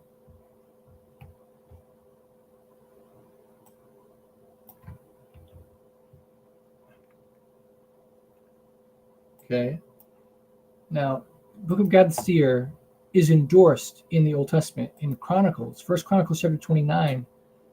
So take a look here. It says, And Hiram, king of Tyre, sent messengers unto David, saying, I know that Yahweh thy God, is the God, and now deal kindly and truly with me, and teach me the law of thy God, for I will worship him all my life. And the messengers came to David with an offering in their hands for Yahweh and for David. And they told him the words of Hiram, and presented him with the offering. And David said in reply to Hiram, Go and say to my brother to Hiram, thus said David your brother, be afraid of Yahweh, creator of heaven and fire, the sea and the earth, the wet, the dry, the heat and the cold, the mineral, the vegetation, the living and the speaking, the spheres, the Pleiades and Orion, the sun and the moon, the substantial and the spiritual, the wandering stars, the senses and everything. All these were created and made without a blemish by El Shaddai. His name is Yahweh. And if thou do this, observing the commandments that were ordered to the children of Noah, thy father, then good will be yours all thy days. For we are his allies, we are different from thee by the law of truth, sealed by a seal of Shaddai, by the seal of Shaddai, called children of God of truth. And therefore we are to obey the whole law, for we were commanded by the name, saying, speak unto the children of Israel. And he hath not dealt so with any nation as he did with us. For us he chose, and not for any reason, but for the great love he loves us. And the messengers returned and came back to Hiram their king, and told him the words of King David. So we see here the words of Gadasir endorse the law of Noah concept, that the entire law of Moses is not for all nations, it's only for Israel. But what is the law of Noah? Enoch says there's a law of Noah. Abraham, the Testament of Levi that we read from, it says that Levi was taught the law from Isaac, and that Isaac says he learned the law from Abraham, and that about blood, and Abraham told him, or no, the writing of Abraham in the book of Abraham, it says in the book of Noah, the command for blood it comes from. So the law of Noah had things of that nature. So what are some things that apply only to Israel, but not necessarily for Gentiles? That might not be in the law of Noah. For example, circumcision. Noah was not circumcised, right? So that's not part of the law of Noah. However, the command to keep Shavuot is in the law of Noah. The command to keep the new month days is in the law of Noah. The unclean distinction of animals is in the law of Noah. According to Jubilees, the weekly Sabbath is not part of the law of Noah. However, as we will show next week, it is in the law of Messiah. And there are new laws, part of the law of Messiah, that take laws that were only for Israel and expand them to Gentiles. So we're going to be looking at that next week. But specifically for the law of Noah, there are certain things that are not for all people, but only for Israel. The priesthood, for example, is not necessarily for all people. The requirement to do sacrifices. There's the temple, right? The command is to go to the temple and make sacrifices. The Gentiles are not all commanded to go. According to the law, the temple has 12 gates, in which the temple courtyards have 12 gates, and each gate has a tribe assigned to it. So the Gentiles are none of those 12 tribes, so they cannot enter the temple area, the courtyards, because there are no gates for Gentiles who are not part of the 12 tribes. So to make sacrifices in the temple would also not be part of the law of Noah. But yeah, so anyway, I'm going to show you guys now from what Jubilees has to say about the law of Noah. Because Jubilees has some really cool stuff to say about the law of Noah. So here we have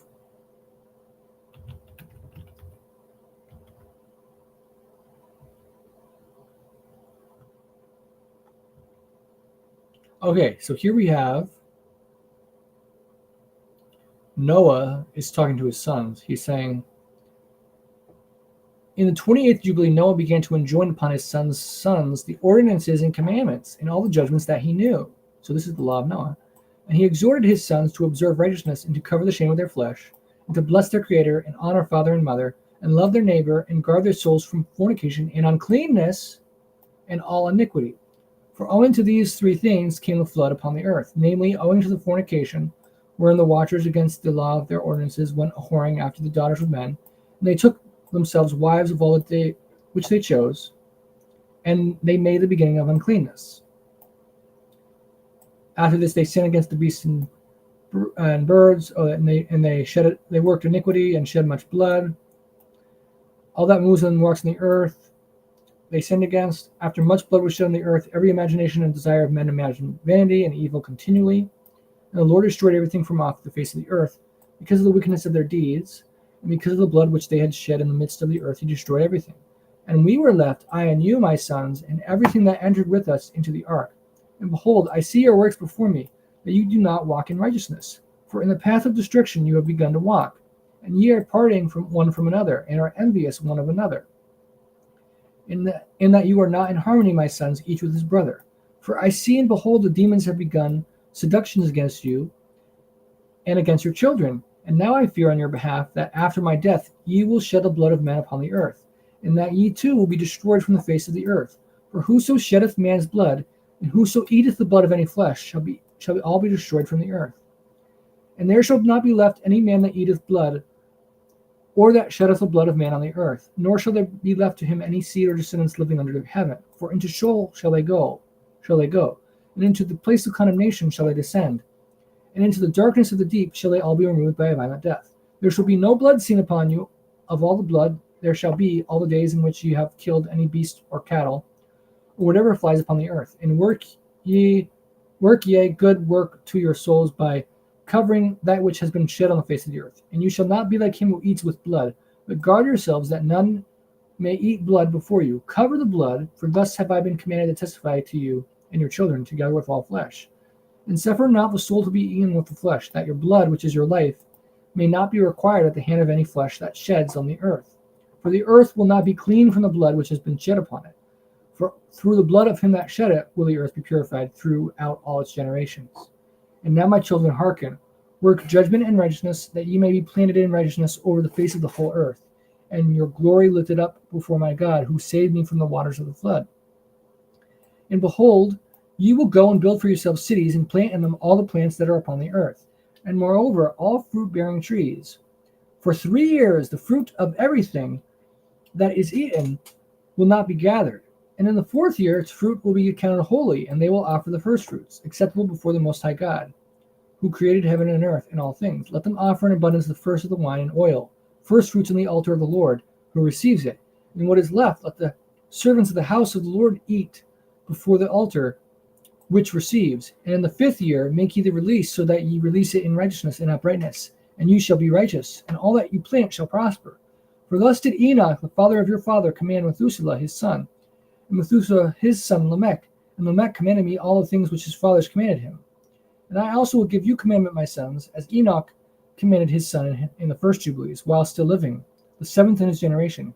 He commanded and testified to his son and to his son's sons until the day of his death. So here we see the fruit laws. Do not eat the fruit from the first 3 years. The 4th is to be offered as first fruits. And then the 5th year you may eat the fruit. That is from the law of Moses. And you would think, oh, that law is only for Israel. But this clearly is saying that his sons, all Gentiles, are to keep this law. Do not eat fruits during the first 3 years. The 4th year is to be offered as first fruits on the altar of God. We see that the law of Noah has an altar, and it has servants of the house of God. So there are priests still in the law of Noah, just like in the testaments of the patriarchs. It says that Noah was essentially a priest. It says that Abraham was observing the things of the priesthood. Isaac was doing the priesthood. Jacob was doing the priesthood. So they had a priesthood before Levi and we know Melchizedek was a priest of the Most High God. So we see here that there are laws of first fruits, part of the law of Noah, and law of a priesthood, but not a Levitical priesthood. It's an earlier priesthood. And the fruits, the law of the fruit trees. So let me show you the law of the fruit trees from the law. Leviticus 19 is where it's from.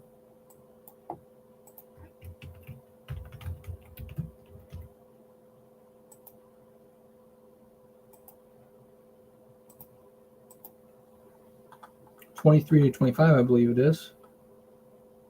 When you have come to the land and have planted all kinds of trees for food, you shall count their fruit as uncircumcised. 3 years it shall be as uncircumcised to you. It shall not be eaten. But in the 4th year all its fruit shall be holy, a praise to Yahweh. And in the 5th year you may eat its fruit, that it may yield to you its increase. I am Yahweh your God. So this is very clear. The same law, Jubilees, tells us that that is for Gentiles. It's a food law, and it's required of Gentiles. And this, I actually found something that corroborates what the law and what Jubilees says about this. So take a look at this. So this is from Wikipedia.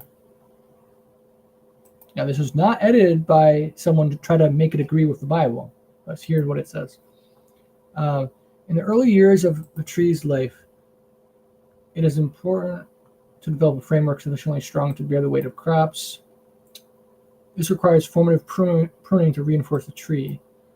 Formative pruning of apple trees should be carried out in the dormant winter months. Here it says, maiden tree. Maiden whip should be pruned to a bud with 2 buds below it at about 80 centimeters from the ground immediately after planting to produce primary branches during the first growing season. Year 2. Remove lower shoots and prune between 3 and 5 of the best placed shoots by half to an upwards or outwards facing bud to form what becomes the tree's main structural branches. Remove any inward facing shoots. Prune leading shoots of branches selected to extend the framework by half to a bud facing the desired direction. 4th year, the tree has begun to fruit and requires only limited formative pruning. Shorten leaders by 1/3 and prune laterals not required to extend the framework to 4 buds. 5 year and onwards, the tree is established and should be pruned annually as described in the following section. So we see this was written by Gentiles. This is not someone who was trying to make it agree with the Bible. But what we know is that the Gentiles, unfortunately, they sometimes take the fruits from these earlier years and still sell it to be eaten by people. But we're being commanded the fruit of the first few years we should not eat. So very interesting that science corroborates this concept of the 4th year and the 5th year.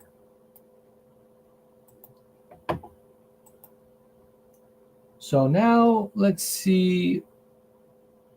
Oh yeah, and you know how I said that we quoted from the Gad the Seer earlier. So some people might be thinking, well, Gad the Seer is not in the Bible, so we shouldn't trust what it says about the law of Noah.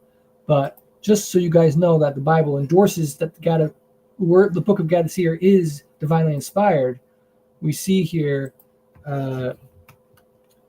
it says, now the acts of King David, first and last, indeed they are written in the book of Samuel the seer, in the book of Nathan the prophet, and in the book of Gad the seer, with all his reign and his might, in the events that happened to him, to Israel, and to all the kingdoms of the lands. So this is telling us. So someone might say, well, yes, it says the book of Gad the seer, but that doesn't mean it's divinely inspired or should be part of the Bible. But it clearly says the acts of King David, the first and last, they indeed are written in these books, and that the events that happened to him are written in these books. So these 2 verses are telling us that what is written in these books are indeed the events that happened to him. So we can trust these books as historical fact about what David did and the events that happened to him, to Israel, and to the kingdoms of the land. So the Gad the Seer records an authentic conversation David had with Hiram, and he told Hiram that the law of Moses was fully for Israel, but is not fully for all nations. But the law of Noah is for all people. And like I said, next week we're going to be talking about how the law of Messiah is given, and how, just as Jubilee says that the Israel was chosen as a holy people so that they are commanded to keep all these holy things. In the same way, the Messiah separated for himself a new people, not to replace Israel, but as a second people. Because think about this for a second. Where does it say in Scripture that God could only set apart a people to himself one time throughout all history? It never suggests that. So it is absolutely possible that God chose a new people, just like the New Testament, these other books in the New Testament, extra books, say this, that a new people was chosen to give a new covenant and new law. And this new law contains much of the law of Moses extended to Gentiles. So in the law of Noah, Gentiles do not have to keep Sabbath. They're not sanctified for Sabbath keeping. Only Israel is to keep Sabbath because Israel was separated as a holy people. But in the new covenant, the new people are also required to keep the Sabbath, just like Israel. So we can see that he is extending holiness to this new people. So we're going to be talking about that in great detail next week. Let me see if there's anything else to share with you guys before we end this tonight. I'm going to introduce you guys to the concept of the new law, and then we're going to be discussing that next week. So let me show you guys this concept. Oh, looks like there's only one person left after I talked that.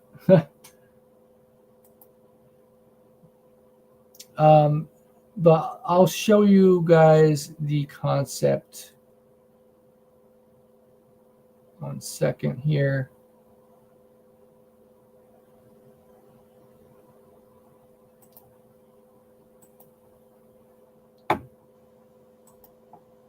So this is from Deuteronomy. Deuteronomy 18 tells us, Yahweh your God will raise up for you a prophet like me from your midst, from your brethren. Him you shall hear, and according to all you desired of the Lord your God in Horeb in the day of assembly, saying, Let me not hear again the voice of Yahweh my God, nor let me see this great fire any more, lest I die. And Yahweh said to me, What they have spoken is good. I will raise up for them a prophet like you from among their brethren, and will put my words in his mouth, and he shall speak to them all that I command him. And it shall be, that whoever will not hear my words, which he speaks in my name, I will require it of him. But the prophet who presumes to speak a word in my name, which I have not commanded him to speak, or who speaks in the name of other gods, that prophet shall die. And if you say in your heart, How shall we know the word which Yahweh has not spoken? When a prophet speaks in the name of Yahweh, if the thing does not happen or come to pass, that is the thing which Yahweh has not spoken. The prophet has spoken it presumptuously. You shall not be afraid of him. Now, what's interesting is the New Testament quotes this as a prophecy of the Messiah. And this is kind of related to what Deuteronomy 34 says, where it says,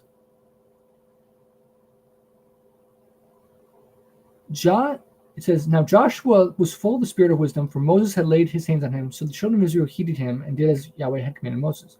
But since then, there has not arisen in Israel a prophet like Moses, whom the Lord knew face to face in all the signs and wonders which Yahweh sent him to do in the land of Egypt, before Pharaoh, before all his servants, and in all his land. And by all that mighty power, and all the great terror which Moses performed in the sight of all Israel. So Deuteronomy 34 seems to be saying that, well, we don't know exactly when this chapter was written, Deuteronomy 34, but whenever it was written, it indicates that the author believed that there was no prophet like Moses who had yet come. So the whole idea is, where is the prophet like Moses? Who is that prophet like Moses? There's only one prophet like Moses. That's what how people typically interpret this. Like, for example, in the New Testament, the Jews say, Are you the prophet? But the reality is, even though the New Testament endorses that idea, that interpretation, if you look at the passage, it's actually very clear that this is a general statement of all prophets. He will send a prophet, lowercase, like me. Moses was a prophet. So he's saying, just as I'm a prophet, God will send you a prophet. He'll send you prophets. And when a prophet is sent to you, hear what they say. If you do not hear what my prophets that I sent to you say, you will be punished. I will put my words in his lowercase mouth, and he lowercase shall speak to them all that I command him. And it shall be, whoever will not hear my words, which any prophet speaks in my name, I will require of him. But any prophet who presumes to speak a word in my name, which I have not commanded him to speak, or who speaks in the name of other gods, that prophet shall die. And if you say, how shall we know the word which Yahweh has not spoken? When a prophet speaks in the name of Yahweh, if the thing does not happen or come to pass, that is a thing which Yahweh has not spoken. The prophet has spoken presumptuously. You shall not be afraid of him. So the context indicates that this is a command about all prophets.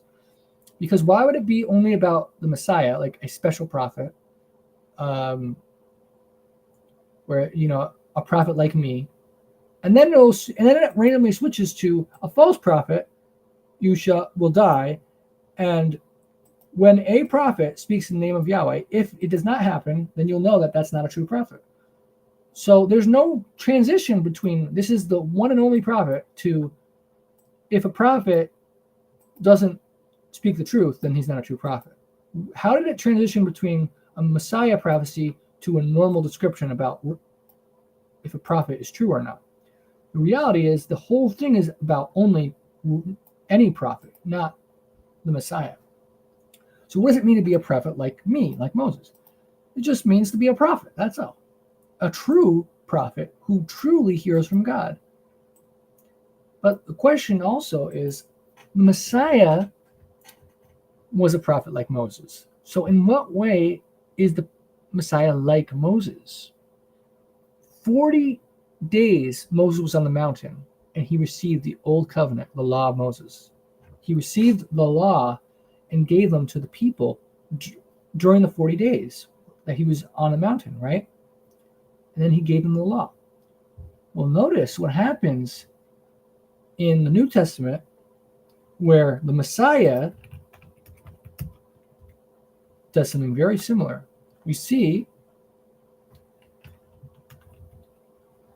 the former account I made, O Theophilus, of all that Jesus began to do and teach until the day in which he was taken up, after he, through the Holy Spirit, had given commandments to the apostles whom he had chosen, to whom he also presented himself alive, after his suffering by many infallible proofs, being seen by them during 40 days, in speaking of the things pertaining to the kingdom of God. Now, this is very elusive, because look at this. He was speaking to them of things pertaining to the kingdom of God during these 40 days, but there's no book in the New Testament that records their conversations. What was he telling them during these 40 days? And the evidence from the extra books indicates that during these 40 days, he was giving them the new law, the new commandments, and teaching them how to establish the church, the new people. And so, one second here. I'm going to show you guys where it actually says in the Old Testament that prophets can add new commandments. So here it says,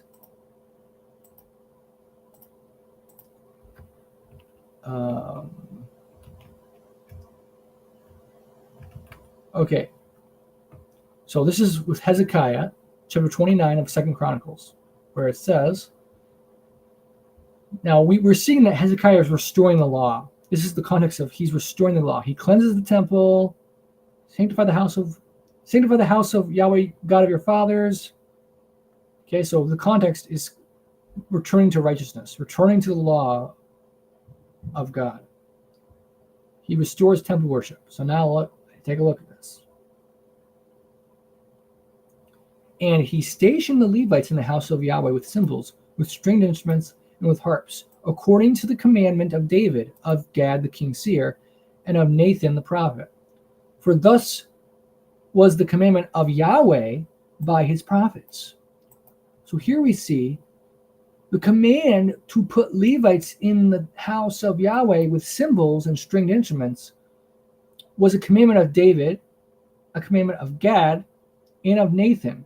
And that this is understood as his prophets were introducing this commandment. So this is a new commandment, not in the law of Moses. And now watch.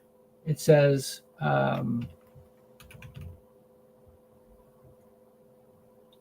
moreover, King Hezekiah and the leaders commanded the Levites to sing praise to Yahweh with the words of David and of Asaph the seer.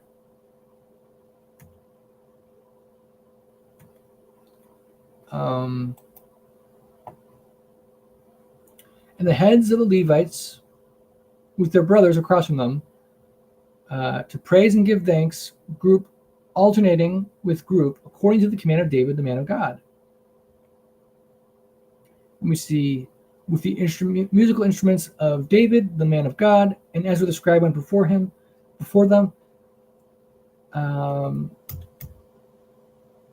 And here we have Nehemiah. Both the singers and the gatekeepers kept the charge of their God and the charge of the purification, according to the command of David, Solomon his son. For in the days of David and Asaph of old, there were chiefs of the singers and songs of praise and thanksgiving to God. So here we have, let's see.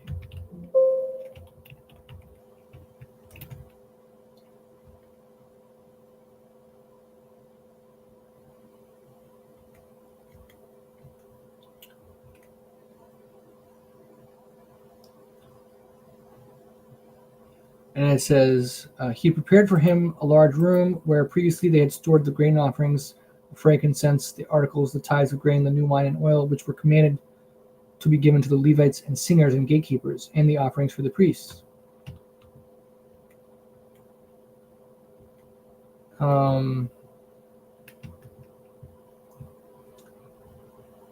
Moreover, so like I said, commanded the Levites to sing praise to Yahweh with the words of David and of Asaph.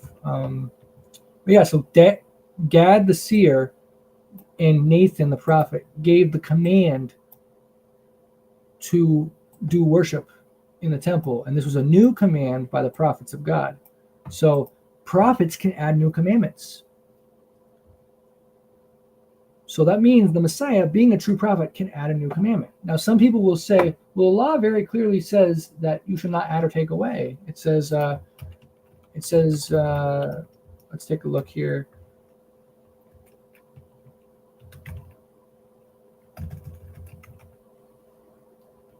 You shall not add to the word which I command you, nor take from it, that you may keep the commandments of Yahweh your God, which I command you.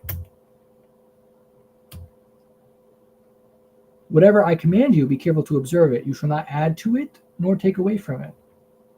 So there's those two places. So here's the context, though. It says, you shall not add to the word which I command you, nor take from it. It's the command that you shall not. It's saying do not pervert any command that God gives you. If God gives you a command, do not pervert it by adding to the command or taking away from it. Like, for example, if God says, keep the Sabbath day holy, you shall not add to that by saying, when you want to. Keep the Sabbath day holy when you want to. That's adding to the command. Taking away from the command is keep the Sabbath day and not saying holy, just saying keep the Sabbath day. But don't keep the Sabbath day holy, just keep the Sabbath day. Keep it.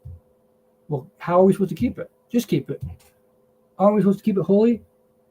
If someone takes away holy from it, we're not keeping it holy anymore. We're just keeping it. So observe the Sabbath. If someone says observe the Sabbath day as holy, but someone removes as holy, they're observing the Sabbath day. Yes, I acknowledge the Sabbath day has come. I'm observing it, but not as holy. That's taking away from it. Adding to the command of the food laws would be like again, like I said earlier, do not eat. You shall not eat like where it says do not eat the unclean animals unless your life's in danger. Then it's okay to eat unclean animals. Now you've added to the law.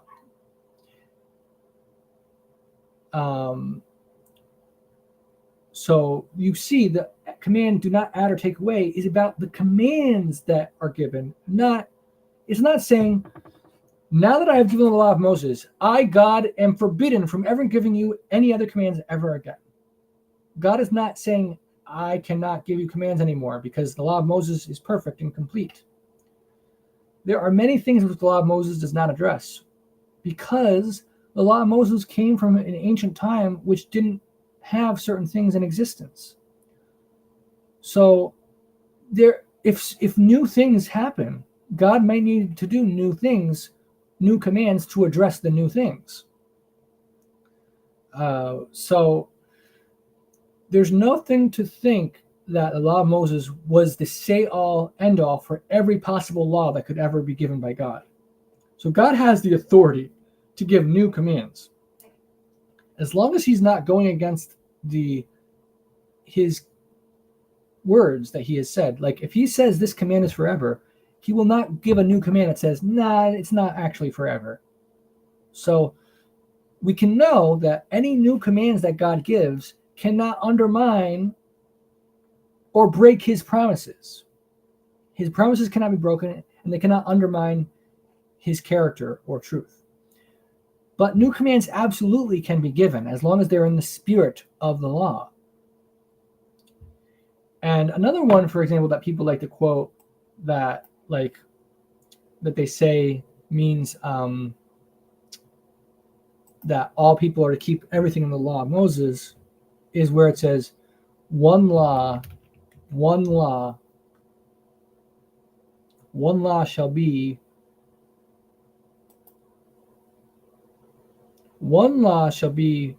for the native born, for the stranger who dwells among you. So now it says this a bunch of times.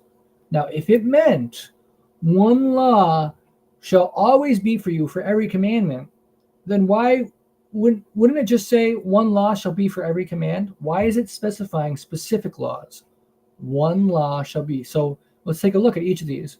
Exodus 12:49. This is the Passover. So it's saying specifically for the Passover, not for the law of Moses. So you take a look. Verse 49, one law, it's not one law of Moses, it's one law of Passover shall be for the native born and for the stranger who dwells among you. So it's saying, for the Passover, only the circumcised person can eat of it. You shall have one law about this. Then we see in Leviticus, the trespass offering is like the sin offering. There is one law for them both. So the trespass offering and the sin offering have the same law.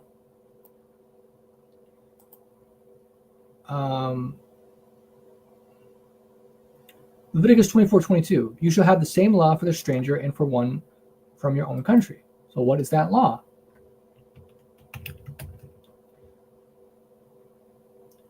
Okay, whoever kills an animal shall restore it. Whoever kills a man shall be put to death.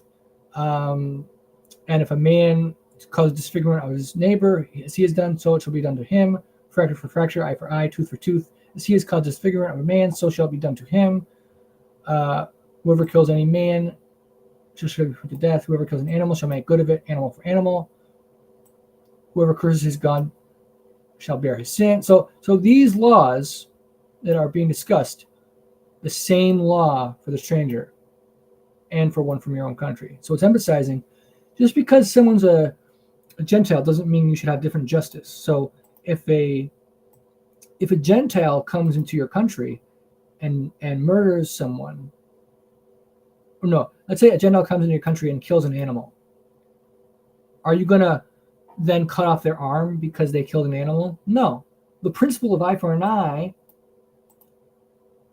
applies equally to the stranger and for one from your own country. So these are specific statements to specific laws. It's not saying every single law in the law of Moses, you shall have one law, because if it did that, why would it keep saying it in each of these verses? It would be redundant. The whole point of saying one law is for those specific laws, it's the one law. Numbers 15:16 and Numbers 15:29. Let's take a look.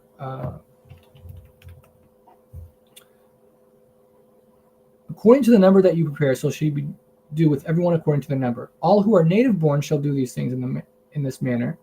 If a stranger dwells with you, or whoever is among you throughout your generations, and would present an offering made by fire, a sweet aroma to Yahweh, just as you do, so shall he do. But he has to be circumcised, as we know from Scripture. But one ordinance shall be for you of the assembly, and for the stranger who dwells. An ordinance forever throughout your generations, as you are, so shall the stranger be before Yahweh. One law and one custom shall be for you, and for the stranger who dwells with you. And notice it says, for you and for the stranger who dwells with you. It doesn't say, and for the stranger who lives in any part of the earth. It's saying, if someone dwells with you, then you are to have the one same law. But not every stranger in every part of the world. And then, again, one law at the bottom here. You shall have one law for him who sins unintentionally, him who is native born among the children of Israel, and for the stranger who dwells among them. So, when it comes to unintentional sin, you shall have one law for that. Again, if it's one law for every single law, then this is redundant. Why tell them you shall have one law for him who sins unintentionally if it's obvious that every law shall have one law for him? But these statements imply that only certain laws are specifically said to be for the native born and the stranger to have one law. And the reason is it's emphasizing that these laws people could misuse and have different standards of justice because the person's not a child of Israel. So I think that's it for the one law thing. Let me just check Deuteronomy though.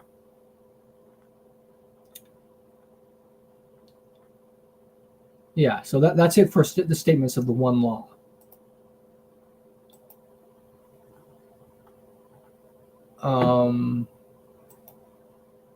So with that said, I'm just going to briefly introduce you guys to the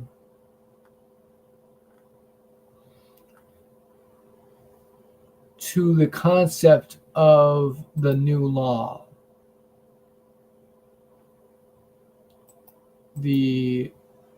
So Galatians, Paul mentions the new law in Galatians. Let me just, is it Galatians? Wait, it may not be. Hold on, which passage is it?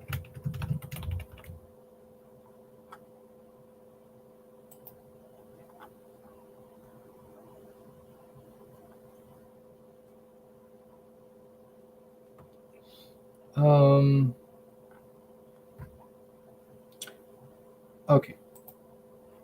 Here we are. The law of Christ. Galatians chapter 6. If it says, bear one another's burdens and so fulfill the law of Christ. So this could be talking about a specific law, or it could be, just like there's the law of Moses, what if there's a law of Messiah? And according to the Ethiopian Orthodox Church, there is a law of Messiah, where the commands of Messiah are given in great detail. So let's just take a look briefly at the Ethiopian Orthodox canon. According to this, we have here 81 books. It is the largest and most diverse biblical canon. The Ethiopia and Eritrea have this as their Bible. So they have in the Old Testament, they have the traditional Catholic Deuterocanon. So Tobit, let's see, is there a list here? So they have Tobit and Judith. They have the additions to Esther. They have the Maccabean books. They're not the same as the Maccabees, but there are some different books. They have Second Esdras, Prayer of Manasseh, the Wisdom of Solomon, the Book of Baruch, the Epistle of Jeremiah,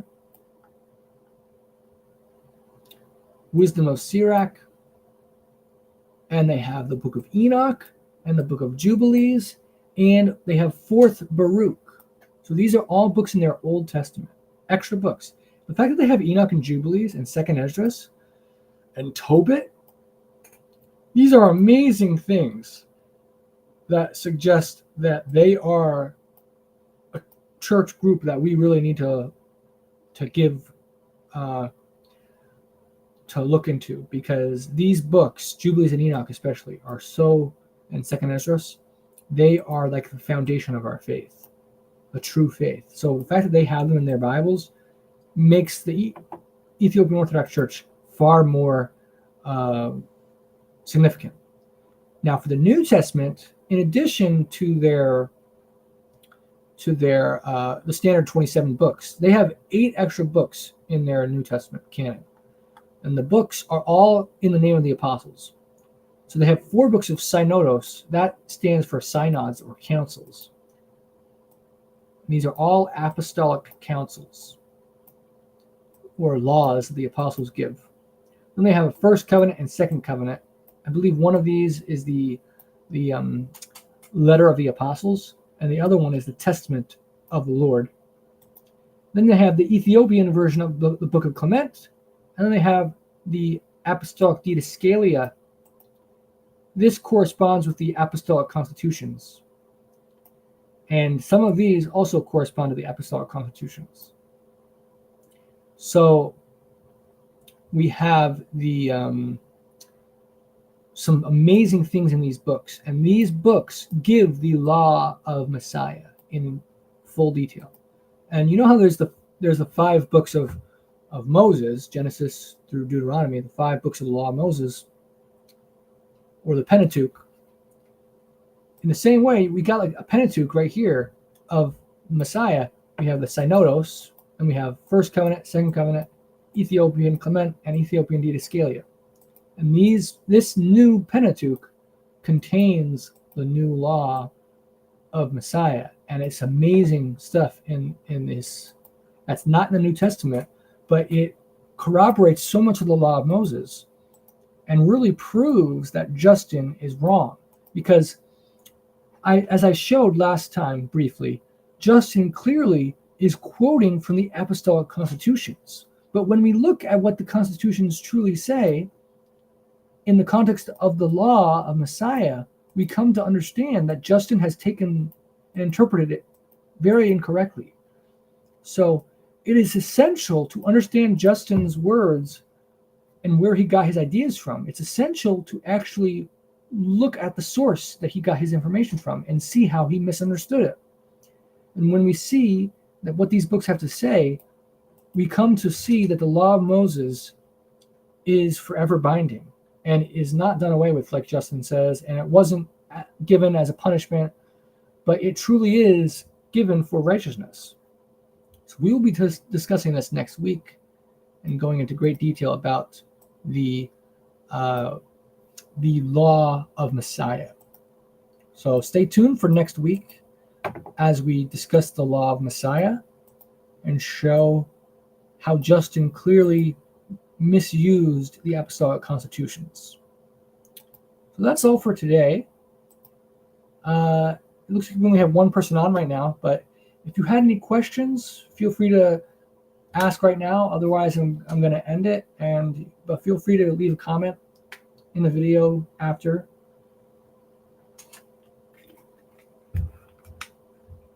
As I'm waiting,